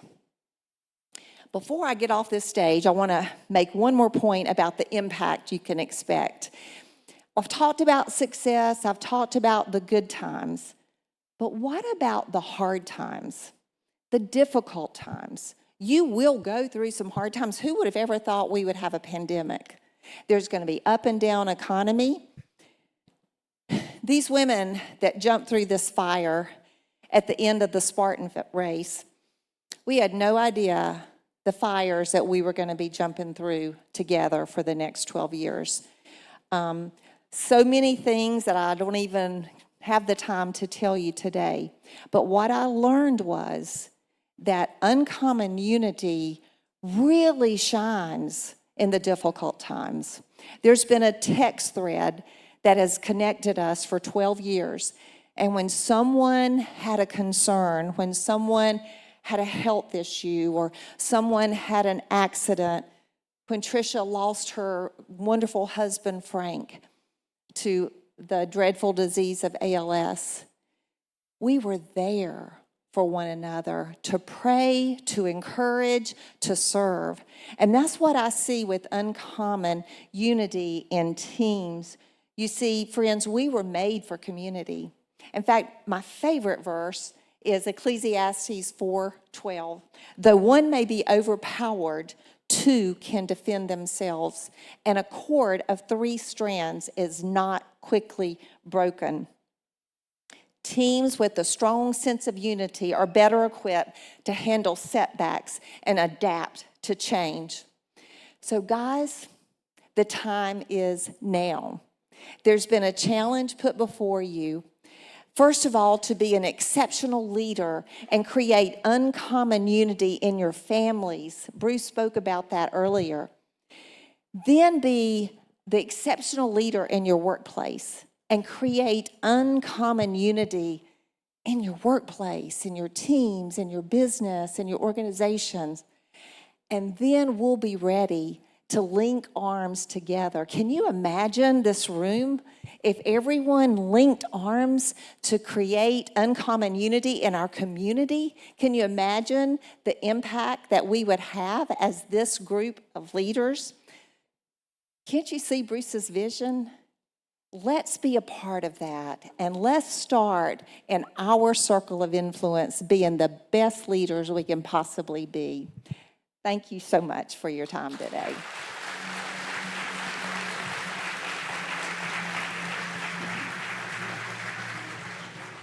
How about those speakers? When we started hosting this conference 6 years ago, we decided that we didn't want to bring in all these well-known gifted speakers. If this is going to be a leadership conference for our community, we want it to be a leadership conference by our community. And so we picked these speakers from our community, and man, gosh, we're just so blessed to have such great people. And I'm always looking forward to who the next round will be. So I'm getting ready to talk to you a little bit about the Leadership Impact Award that we give each year. And so typically for the last 5 years, we've given that to an individual that has really executed and shown great leadership based on a lot of the things that we're talking about.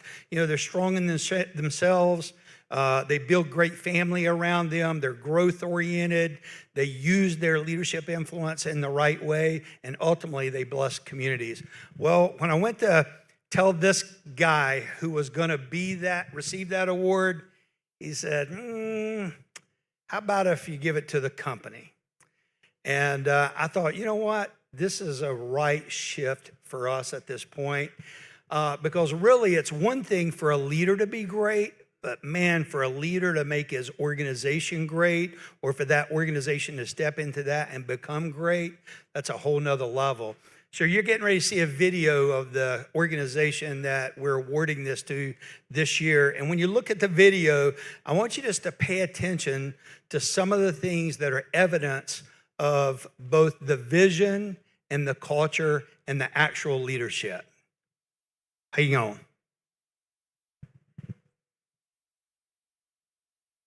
Success rises and falls. Part of our culture is built.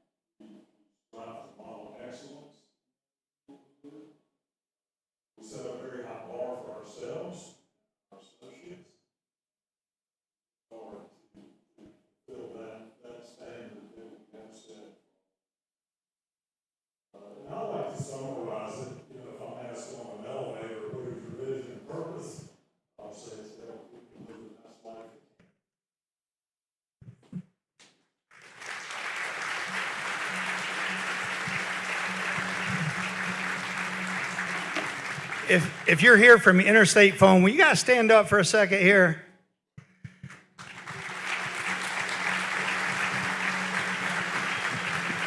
So this is Mark Webb. He's receiving the award on behalf of the company here. And one thing I love about Mark is anytime I try and put him in the spotlight, he says no. He wants it to be about the bigger picture. And we've seen that so much. And this is the oldest client that we have with Strong Lead. And I love it because their organization has engaged in the process and culture with they developed a great vision for their organization, and then they put a culture in place, and they've been developing that for the last 15, 16 years now. And so there's a book that I read several years ago called Long Obedience in the Same Direction, and this team has been long obedience in the same direction. And the reason that we recognize organizations like this is not to puff them up. If that was the case, Mark wouldn't be here, but really just to be able to have tip of the spear organizations. And we have right now, last time I checked with Amy, we had right at 100 clients that we're working with just here locally in the community. So I can tell you when we started this process, I don't know if anybody was doing it in the community, but that shows you that there's a lot of organizations that are really intentionally putting leadership development into place, and we work with so many of those. So this year, as one of our tip of the spear organizations, we are so happy to present this award, the Leadership Impact Award, to Interstate Foam. Thank you, Bruce. Thank you. You know, I've known Bruce for 30 years, I think. At least, and you know, we just a brief history about Interstate Foam. I went to work there. My father started the company. I went to work for him in 1984, and we had about 10 or 12 people, and we did everything. He and I did everything, and we worked together, like I said, for 27 years. Until his passing in 2010. So I woke up one day and I said, you know, I have no team here really to help us get this done. And like I said, I've known Bruce for many years. So we had talked some and we started working together in 2010, and I think we were the first client. And so I've been, he worked with me for 10 years just on myself, so I don't know what that says about us. Either I'm a slow learner or he's a slow teacher.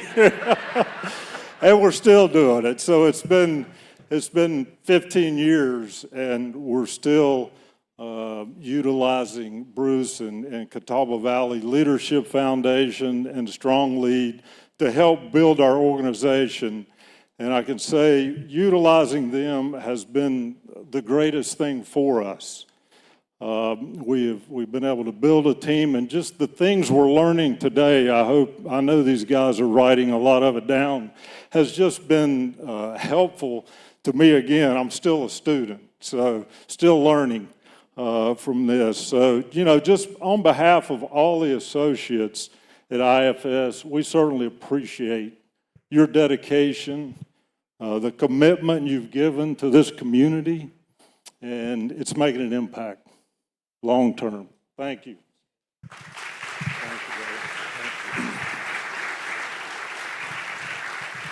Hey, thank you, guys. I believe that I talked about this calling, and I believe that we have so many companies and organizations in this community that are really becoming tip of the spear organizations. And by that, I mean, you're leading the way for other organizations to do this. And so keep doing it, because this is what's going to keep us growing. And in case you didn't know it or haven't heard, I love you guys. Thank you. Thank you.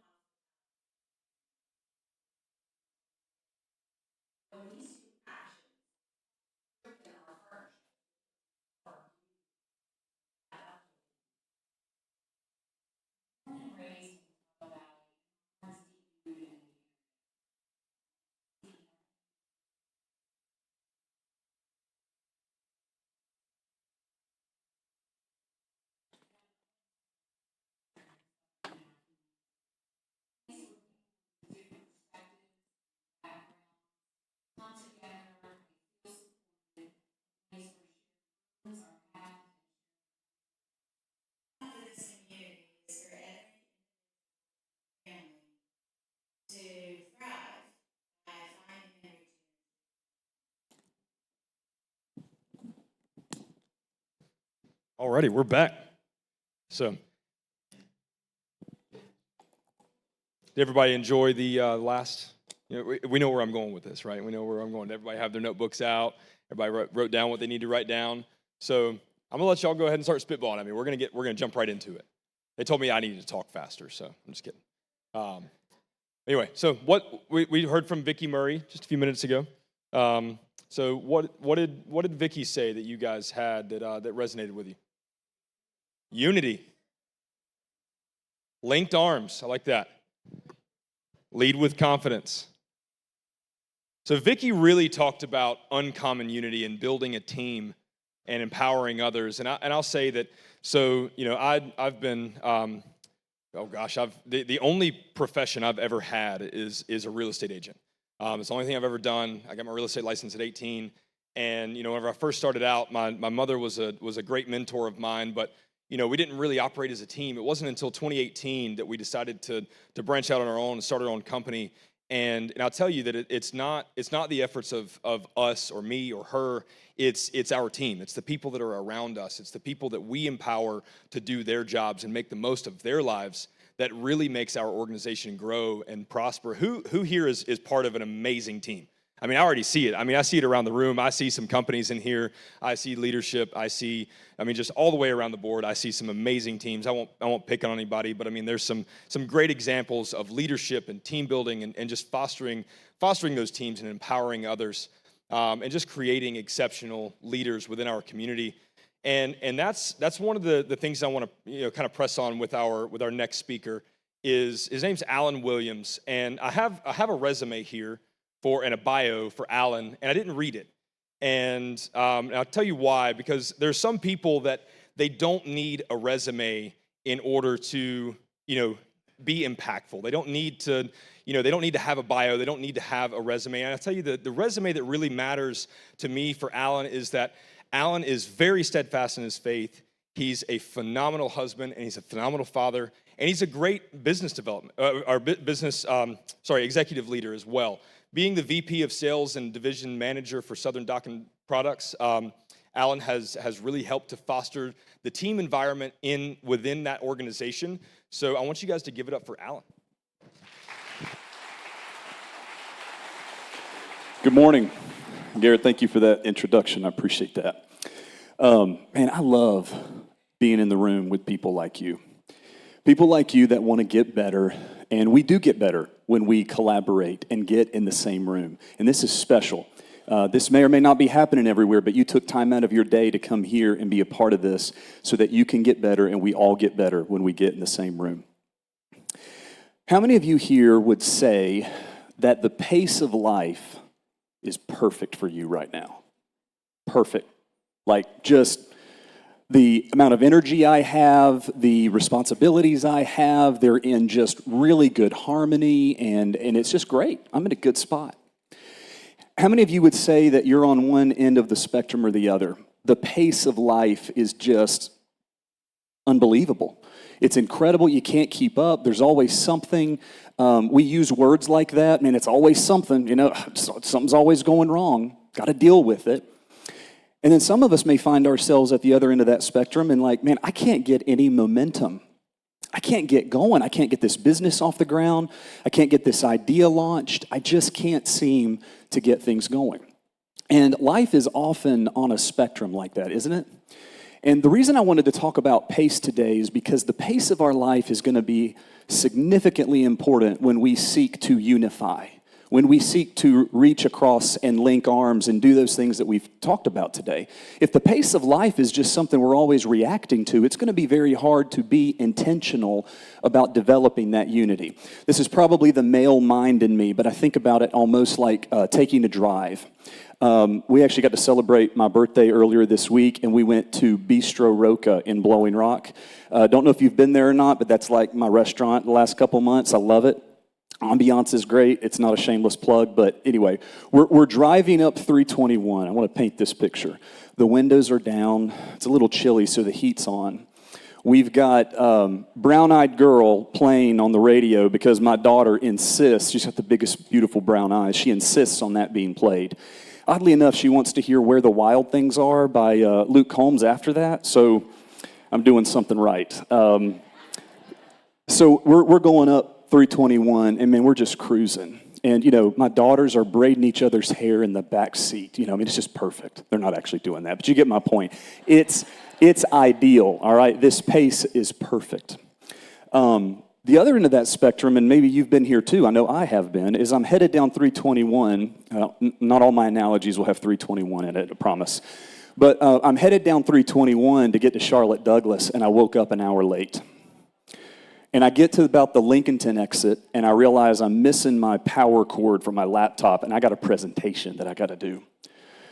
Anybody else's anxiety just tick up just a little bit, just talking about that, just envisioning that?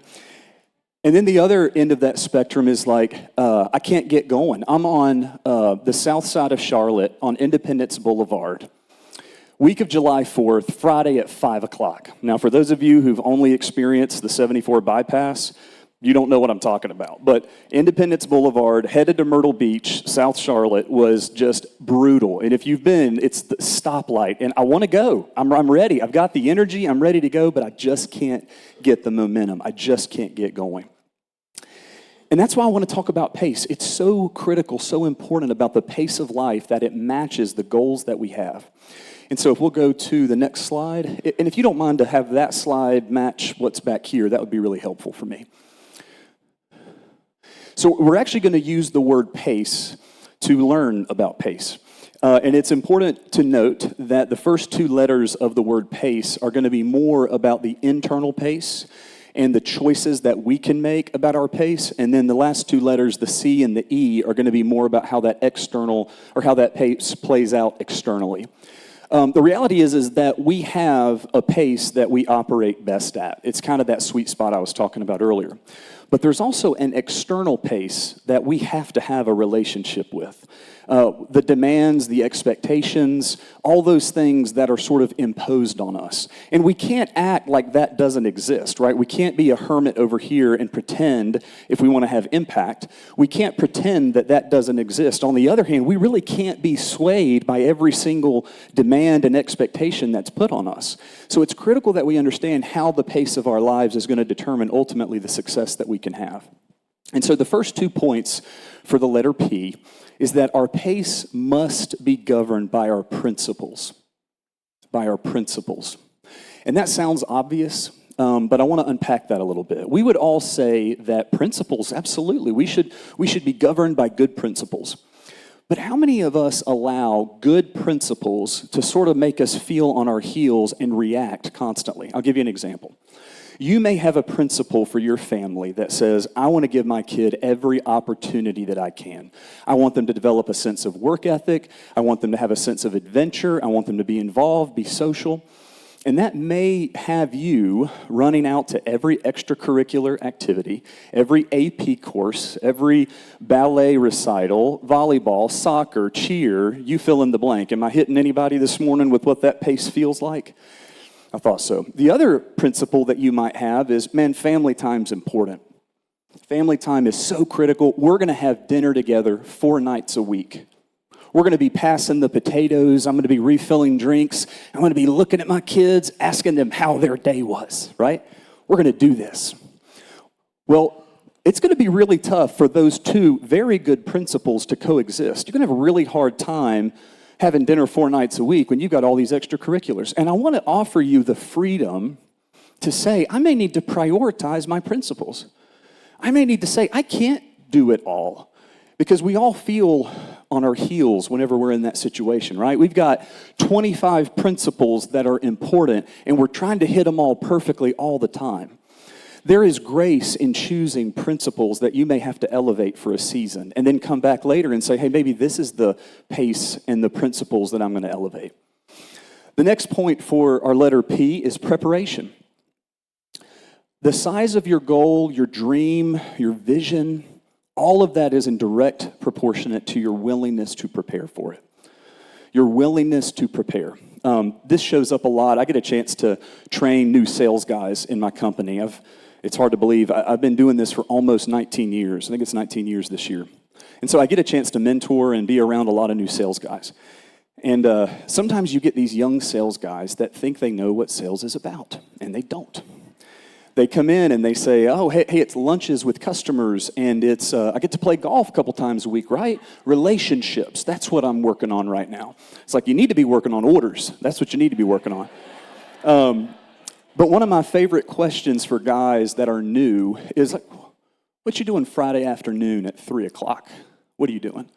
Well, my customers, they're already gone for the week. They don't want to hear from me. So it was a hard week. So I just took off, went to the golf course. It was a hard week. I'm like, well, okay, maybe. Or maybe you could be preparing for the following week, right? These guys that show up on Monday morning and they don't know what's on their calendar. Especially new sales guys. I get it, some seasoned professionals, you kind of know the rhythms, you figured that out. But a lot of these new sales guys, for example, they just don't realize that the preparation is as much a part of the success as anything else. And so they need to be saying, I'm going to be in this market on Monday and Tuesday. I'm going to be in this market Thursday, Friday. I've got a schedule. Here's where I'm going to be, and I'm going to do admin work on Wednesday. Whatever. But they have to prepare. John Wooden has the quote, when opportunity comes, it's too late to prepare. We have to be willing to prepare for the pace that we want to see, because the pace is ultimately going to produce the impact that we want to have. The second letter for PACE is A, and that stands for the accountability and agency. When you choose a PACE for yourself, you must take into account the people whom that affects. So many of us think faster is always better, more is always better, and sometimes we lose the proximity that we need to the people who are following us or the people we're trying to lead, and we miss it. We're so far out in front trying to be a pace setter that we don't have the proximity necessary to have the impact that we want. We have to be accountable to the people whom we lead in that way. The next point is agency. If you were here last year, you know I love that word. Like, it's just been a really impactful word for me. And this idea of agency is that you have a choice. So many times, again, the demands and the expectations that get put on us by good things, again, good principles, have us feeling like we don't have a choice. We have to do this thing. We're just having to follow in. We have to do this. We don't have a choice. This is all we can do. And I want to challenge that, because the reality is you do have a choice. I heard a quote several years ago that has stuck with me, and it goes like this. What has happened to you is not necessarily your fault, but you are responsible for it. Think about that. I love it, because it doesn't ignore the fact that there is a hand that you've been dealt in life. It doesn't ignore it, doesn't pretend that it doesn't exist. But when you say you get to be responsible for that, that should be empowering. You get to engage with whatever that hand is in a way that can produce something positive in the world. There's lots of things that have happened to all of us that we may feel like we're going to try to overcome the rest of our lives. And you can look at that hand that you've been dealt and say, those cards, that's the reason that I'll never be able to do whatever. I can't get beyond this because of the hand that I've been dealt. Or you can say, I didn't have any control over this hand that I've been dealt, but I'm going to play the best hand I can with this. And there's a sense of empowerment, and it's not a victim mentality, but it says, I'm going to do everything I can with what I've been given. You have a choice in the pace that you choose in your life. I'm going to be running in the Cooper River Bridge Run next weekend. It is not a 41-mile race, as Garrett suggested. It is there's the starting line. It's a sea of people. I cannot describe to you, I think some of you kind of felt it, but I cannot describe to you the momentum and the excitement of being in a group that big. The music, everybody's all jacked up, everybody's like drink caffeine. They've been up since 4 a.m. It's pretty exciting. But the Cooper River Bridge Run is a 10K, which is 6.2 miles, and it is in Charleston, South Carolina. The race starts in Mount Pleasant, which is just outside of Charleston proper, and you run 2 miles from Mount Pleasant to the Cooper River Bridge, if you'll go to the next slide. And that's the Cooper River Bridge. Beautiful. That bridge is just over 2 miles long, and it doesn't look like, it looks pretty gradual, but I can tell you when that thing starts on the other side of Mount Pleasant and you look at it, it might as well be Mount Everest. And it's a challenge, especially if you've never run it before. But it's a blast. We love Charleston. We go down there. I think this is like my 9th year doing it. My wife's been for like 13 years, I think, and we love it.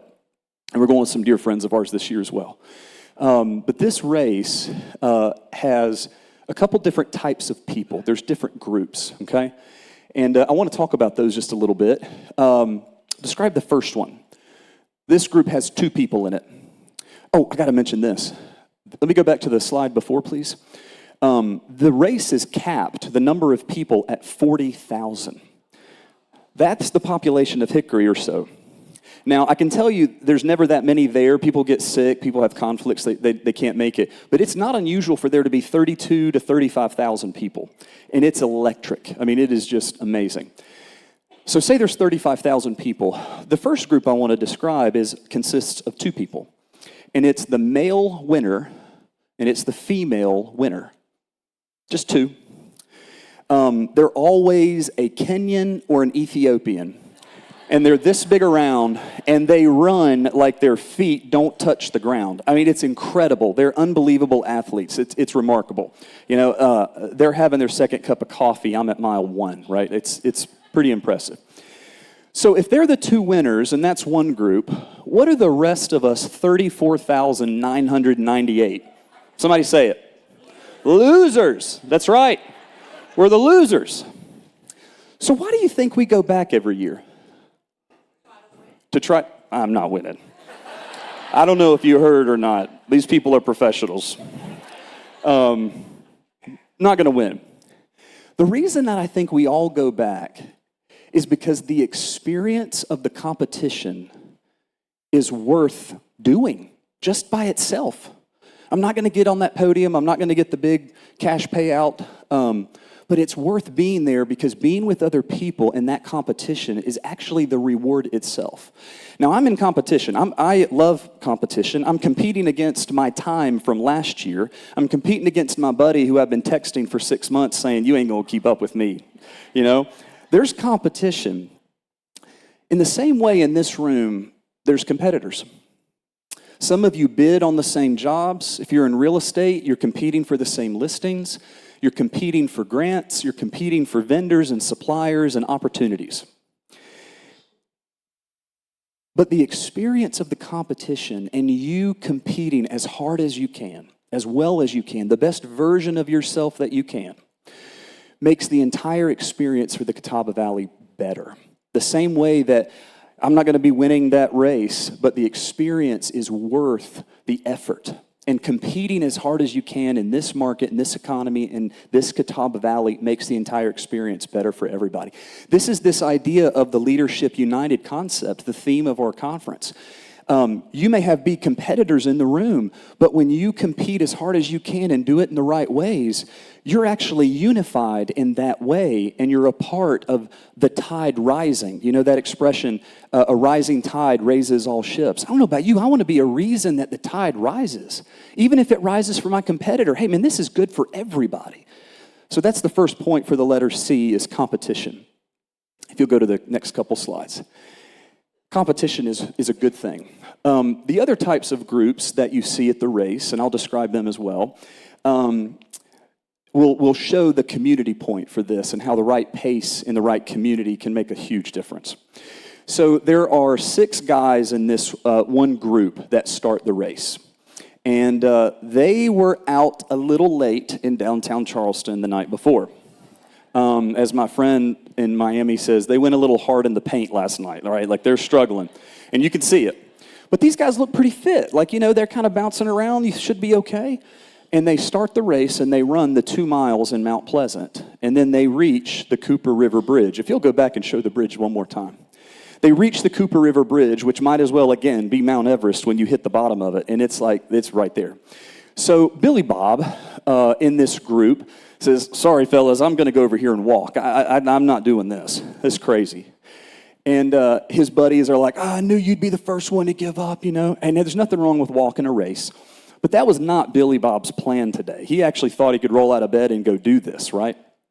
And then we see this version, or these guys every year. Then they give each other a hard time. And then the 6 of them, now 5, start going up this climb. And then another one drops off, and then another one, right? And at the end, there's like 2 guys, and they're all like, I will see you at the bar later. And they end up, you know, regrouping later. The second group that you will see at this race every year is a group of 8 women. And they are all dressed alike. They have on their black leggings, their black top, and they have yellow and black socks pulled all the way up to their knees. They have on a hot pink tutu around their waist. They have these fabric sleeves. It's not part of their shirts, like sleeves that they pull up, and they're black and yellow stripes as well. And then they have a little hairband on top. It's got 2 antennas, I assume to resemble a pink tutu-wearing bumblebee. And they're having a great time. They're not breaking any records. They're running. They're kind of beat-bopping and singing a little bit. And they run their 2 miles to the bridge. And they get to the Cooper River Bridge, and they look up at the Mount Everest. And Sally says, "Go on, girls. I'm going to go over here and walk. Save me a mimosa."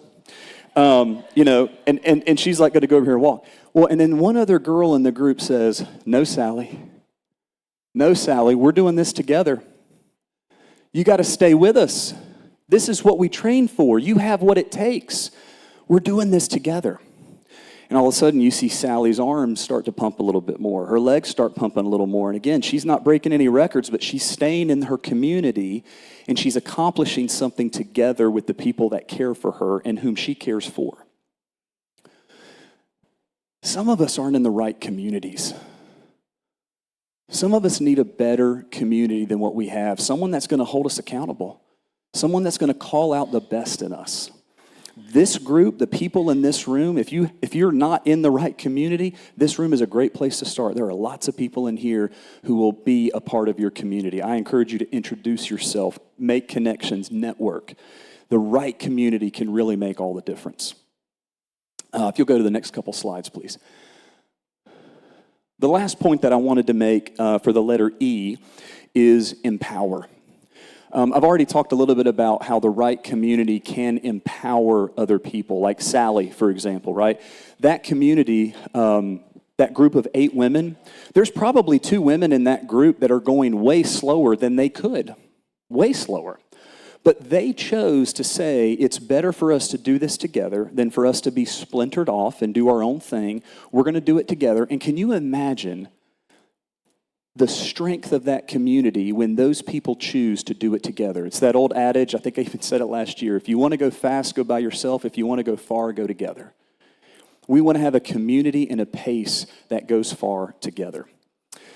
So where the race analogy breaks down, because I love a good analogy, but where it breaks down is that the race has a finish line. There's an ending, and you're done. The race is over. I guess we could say like there's an ending to life, although that feels a little dramatic for a Friday morning. But there is a finish line for that race. But the truth is, or the question is, can we design a life, a pace of life, that is not just focused on the next ending, the next quarter, the next weekend? So many of us have adopted a pace of life where we're just trying to get to the next ending. When can I get relief? And we've seen this in ourselves and in other people. When people are overexerting themselves, the pace is too much, and they live a lifestyle where they rev up the engine, then they just seek relief, then they got to rev up the engine again, and then seek relief. Quite frankly, people tend to not seek relief in the most healthy ways over time. And the question that I've been wrestling with is, how can we set up a life, a pace of life that's designed to endure?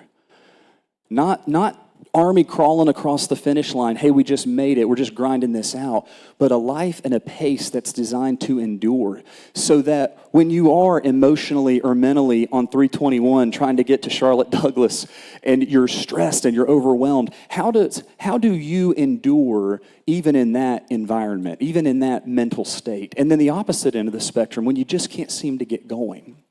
How can we design a pace that's intended to endure? And I think it goes right back to what we talked about originally. You have to have your principles, and they have to be in correct priority. You have to prepare. You have to be willing to do the preparation that's necessary for the right pace that will accomplish the things that you care about. A healthy pace exists in competition. And this idea that a rising tide raises all ships. Compete like crazy. Be the best you can possibly be in this market, and know that it's good for the Catawba Valley. Competition is good. And then you do that in community. We all have a pace that must exist in community, and we have to consider everyone around us when we think about how that pace is going to be carried out, because we are accountable to other people, and we have the choice. We have the ownership, the stewardship to be able to make those choices. And then lastly, we get to use a pace that empowers other people. I want to be a part of a community that empowers other people because I don't want to just grind it out or look for the next ending or the next season or the next phase. I want to have a pace that's designed to endure, and I think we all do. Thank you so much for your time this morning. It's been a pleasure to be with you.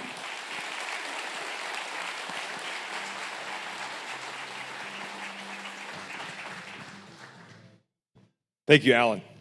Man, that is awesome. I'm sure that's probably, how many people are in here in sales?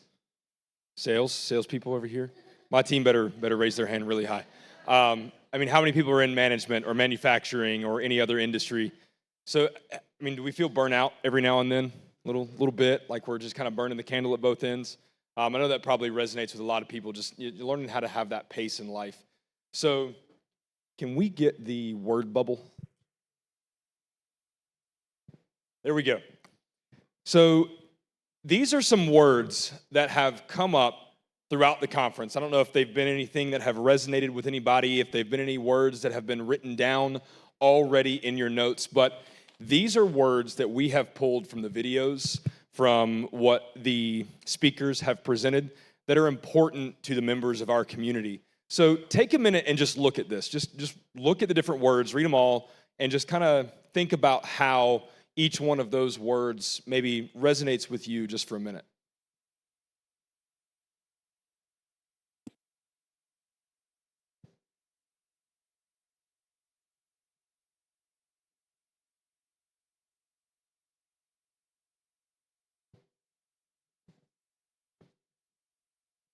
Now, if you had to pick one, what would it be? If you had to pick one word from this bubble or this cloud, this word cloud, that you wanted to see more of in your community, what would it be?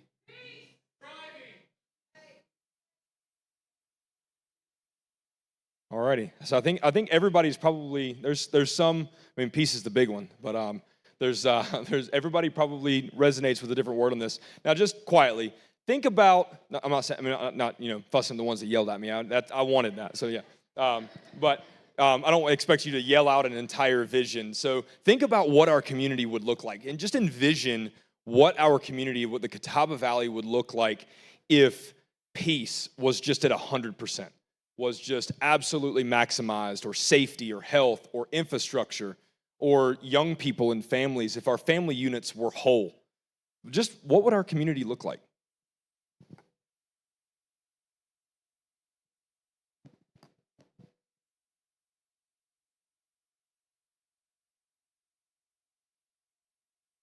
We have a great vision in our community, but it doesn't stop with just our community. I think that Bruce has mentioned this a couple times, that he wants to see the Catawba Valley be the best leadership community in the world and be a lighthouse for other communities, and being able to shine that light out to other communities is important to that. But it starts much smaller than that. It starts with each individual in this room, and it starts with each one of you as well. So you guys are very crucial to that role and to that vision of leadership, that vision of unified leadership, unity, unified, we're adding to our total there. But I want to introduce two people that have been with the Catawba Valley Leadership Foundation since the beginning. I know that I've told you a lot about what the foundation does, what the organization does, and our different efforts in the community. Obviously, this is one of them with the leadership conference. But I want to introduce Robert and Scott Broom. They're going to come up and tell you a little bit more about what all the organization does within our community, how the foundation impacts the Catawba Valley, and how you can get involved as well.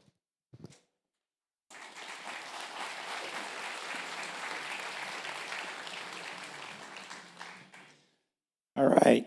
Excuse me.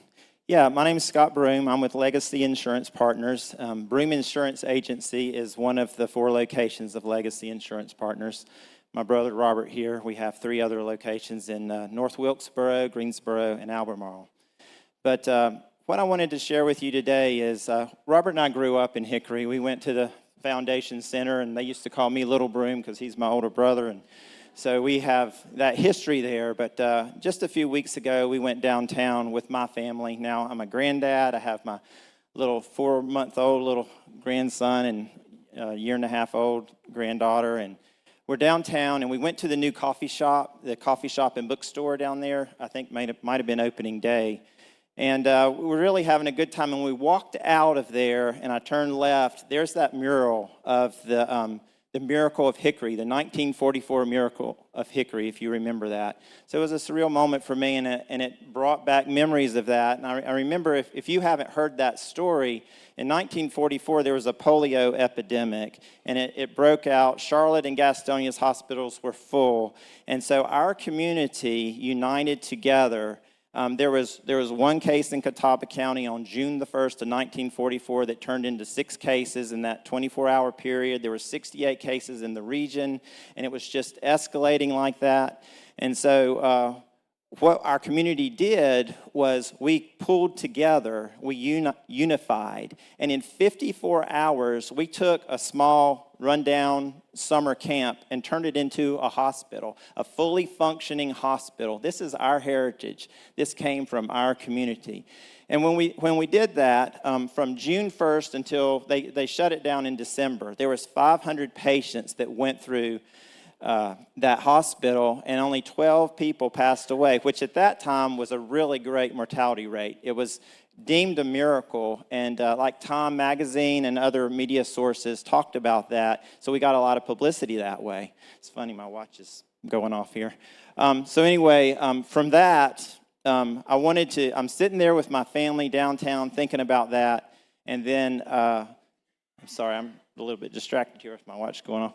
Okay, and then another thought came into my mind. I had just listened to a podcast. It was on February the 6th, if I remember, and it was Dutch Sheets. Dutch Sheets did a podcast, and it was on the power of a testimony.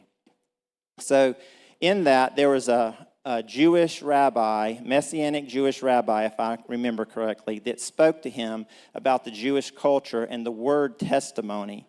And he said that testimony is not just a remembrance of, remember when this happened, or I give a testimony of something that happened, but in the Jewish culture, it's actually a powerful word where you believe when you tell your testimony, God's power is done again. And the root word is do it again, or do time again. So I'm sitting there thinking about that podcast and then the Miracle of Hickory, knowing this is coming up in unity. And I'm thinking, honestly, everything we've heard today and talked about, there's a true power that's required and a miracle that needs to take place to truly an uncommon unity to happen in our communities. And it does take each one of us with our individual circumstances, our individual centers of influence to move into that. So I have a prayer in my heart, and I feel like today has spawned that on even more. For, Lord, do it again in our community. The power that caused our community to unite back in 1944, may that happen again, and this be another momentum gain in us gathering even today for that cause. One other thing I do want to mention to you, for me, this is more personal to me, is that in my growth with the Lord and over time, there's a secret that I've found, a place that I found, and it really is captured in Psalm 91. He who dwells in the secret place of the Most High shall remain stable and fixed under the shadow of the Almighty. I want to just testify of that. For me personally, getting up early in the morning before the sun comes up and going out on a walk, and God told me, don't take your media, don't put your headphones in, just me and you, and we're gonna be together. And I need that every day. Back when Bruce Straunt started Strong Lead, I remember I was a part of that. He actually rented some space from us, and we got to be a part of that. And there was a men's group that we were a part of. I remember Bruce giving us the little leather journals because he is an avid journalist, and God put that in his heart. But Bruce, one specific thing I remember one day was him coming in and talking about he knew the secret place. He knew his source, and he went before the Lord there's a lot of men that start businesses and they have an idea of, I need to make a living for my family. I'm going to start a business, and Lord bless it. But I know, I want to testify, Bruce, it was the opposite. Bruce went to his secret place. God spoke into him a vision, and all Bruce did really was be obedient to the vision that God gave him. So one of the things that I remember he said was he was contemplating, I don't know why, guys, but for some reason God wants me to start a nonprofit too. It's not just this strong lead thing, there's a nonprofit too. And so I did all the paperwork, and we have a nonprofit, but I don't really know why or how that's going to play out. And today, here we are with 524 people talking about Catawba Valley Leadership Foundation, and you see all that happened. It really encourages me. I'm fully invested with Bruce, because I know that the vision came from our Lord, and it's a bigger vision. It's not just about us. So in conclusion, I did have a couple takeaways to stay organized here. I was going to just go through. Number one, remember your heritage, which produced the 1944 miracle of Hickory. There is power in unity within our community. Number two, your testimony is more than a remembrance. It's intended to be the release of God's power to do it again. Number three, your leadership contribution includes believing your story is valuable and sharing it to your centers of influence. Number four, a valuable story is not touting your success. It's embracing the struggle in life and releasing God's power for you and others to be overcomers. Number five, know the source of God's power in you starts with consistently dwelling in the secret place of the Most High. And number six, our story takes on its greatest value when we purpose to participate in God's bigger story, not write our own story as individuals. So now I'll turn it over to Robert for a few more comments.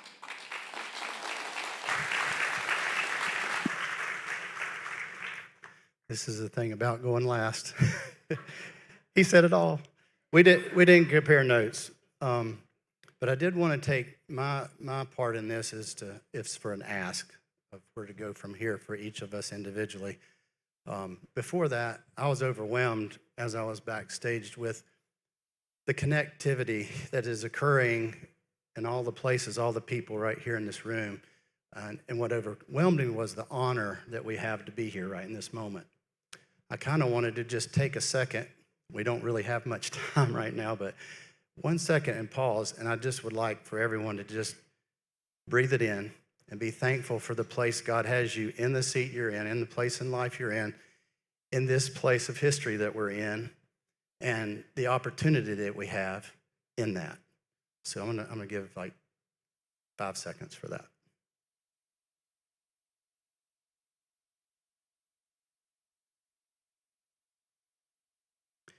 And now what I want to do is just invite you. It's really an invitation. Maybe you could call it a challenge, but Bill had talked about to act, and I picked that up. The beauty of coming to a leadership conference and having that stirring in yourself is when others communicate it in a little different way, it gives you great faith that you really are on the right track. So what my idea is a challenge. Would everybody in the room, if you would take some time alone just with yourself, and the hardest part of the challenge is going to be to quiet your mind where you're truly quiet. And that is a very difficult thing to do. Our minds are very challenging to just get quiet. But my challenge is in that quiet place, if you would ask this question: what's the gift that God has given me to give away right now? Very simple question. And then my challenge too is just be patient and wait and hear. We're obviously gifted, all of us are gifted with many different gifts, but I believe that there's one for you. I heard a term that was called joyous burdens of love. And it's kind of a contradicting term when you first hear it, but what I want to use it as is a kind of a path for you to think this way, is that what your gift is, it's not going to be hard work necessarily. It's going to be joyous. There's something in you that will be joyous about what it is that you have to give away. It's going to be a burden, but not in a bad way. It's going to be a burden because it's going to be something that once you embrace it, you're going to see the need for it, and it's going to be something you can't let go of, and that's the term burden there. And then the love part is that it's truly going to be enveloped with love as you give it away. So for me, we listen to a lot today and we take in a lot.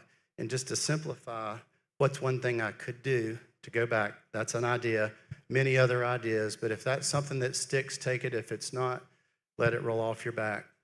But I'm just honored to be here, thankful to be here, thankful to be in this community. So you all had a card that you were given here, and wanted to point your attention to it. On one side of it is some financial information with your credit card, and you can make a donation. But the main purpose for me to ask you to pull this out is that Catawba Valley Leadership Foundation has become somewhat of a hub. They're very connected in a lot of community. And if today you have something stirring in you and you're willing to reach out to them with your name and address and your information here, they would like to connect you to areas of your interest or your giftings to needs that are in the community. So there's some listed there, and then you could write in for yourself something that you feel you would like to give back. So those can be turned in, I guess, as you go out on a table somewhere, or give them to someone with the Catawba Valley Leadership Foundation. I hadn't really talked about how we'll take those up. So anyway, thank y'all for being here. Well, I'm not dismissing you either, so that's all I have. Sorry. You ready? Okay. Thanks.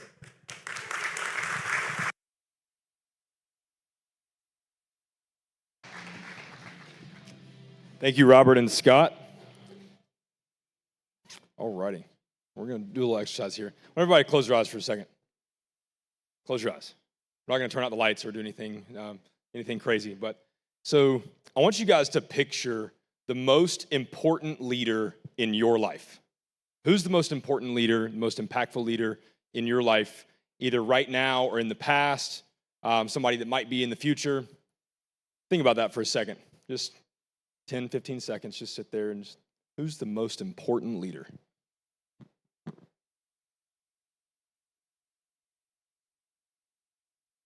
All right, you guys can open your eyes now. Who here envisions somebody famous? Maybe, famous leader or a speaker or, a pastor or anything like that. Who here might be their pastor at their own church? Anybody? They're the owner of their business. Okay. Who here said me? So if you didn't say me, if you didn't say you yourself, you answered wrong. I'm sorry. So the most important leader in your life should be you, because leadership starts, it starts central. And the idea of unified leadership, unless we're focusing on the leadership of ourselves, us being involved and getting involved, we talked about, so many different times about, acting, getting involved, engagement and everything. So we've got to focus on that leadership for inward before we can focus on teams or anything along those lines. So I really want you guys to think about your, when we leave here, when we go out the door, think about yourself as a leader. All too often, many people just wake up, like the first question I asked was, did you wake up this morning thinking about leadership? Because I think a lot of times people don't consider themselves a leader, but everyone in this room is, I promise you. So it takes all of us to consider ourselves leaders in order to have unified leaderships. It really does, or unified leadership. It really does take us all. So we can't only have great leaders. We have to have. We need great leaders great leaders united within our community. So with that, what was the total? All right, hold on. So don't tell me. She texted me. All right, who here? Like throw out the numbers. Throw out the numbers.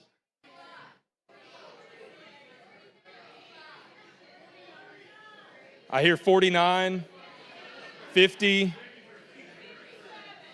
I got a 53 right here. That takes it home. So 53 wins it. It was 53. Say what? You counted 57? I mean, I was told 53, so we'll blame it on my office admin. So this $100 is for you, but there's a catch to it.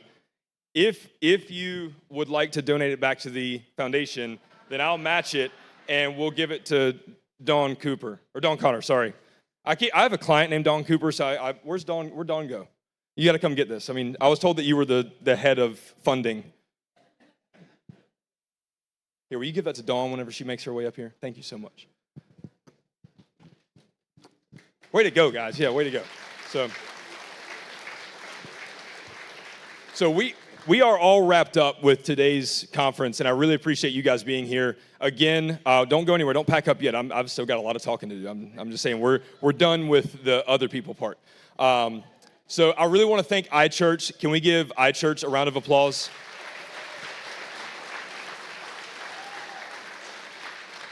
And then again to our business sponsors. Can we get the sponsors page back up here? And not just because I'm on it. I promise it's not just. But we want to thank the sponsors, because between iChurch and the sponsors, this event wouldn't be possible. So we really do thank everybody. Now, back to the theme of the conference today is unity. I want to take a second. Would everybody with iChurch please stand up? Everybody that volunteers or is a member here or helped put this event on today. Everybody with the Leadership Foundation, Catawba Valley Leadership Foundation. So Bruce, Chad, Ethan, Victoria, step out here. Any sponsors, please stand up. Sponsors, strong student leader, volunteers. If you've ever been to this event before, please stand up. If you came last year or years in the past. So just look around the room at the impact that this organization is having and the level of unity that it's already establishing within our community. The people that are standing right now, I'm not saying the people that are sitting down don't matter or you just haven't gotten involved yet. So this is your call to action to get involved, whether it's volunteering, donating, supporting the organization in one way, shape, or form. I just want to call everybody to just get involved. Ask Victoria how you go about doing that, and I promise she can point you in the right direction. But just all the people that were just standing is really, really impressive. It just means a lot for everybody that shows out and continues to support the foundation. So to wrap things up, thank you again to iChurch. Thank you to all of the business sponsors and the volunteers. And I think we're all headed to Cranford Brothers for lunch. So when you leave here, if you go to Cranford Brothers and take your bulletin, then you'll get 10% off your lunch. So I would like to see who's the first one there. So, all righty, y'all. That's it. That's all we got for today.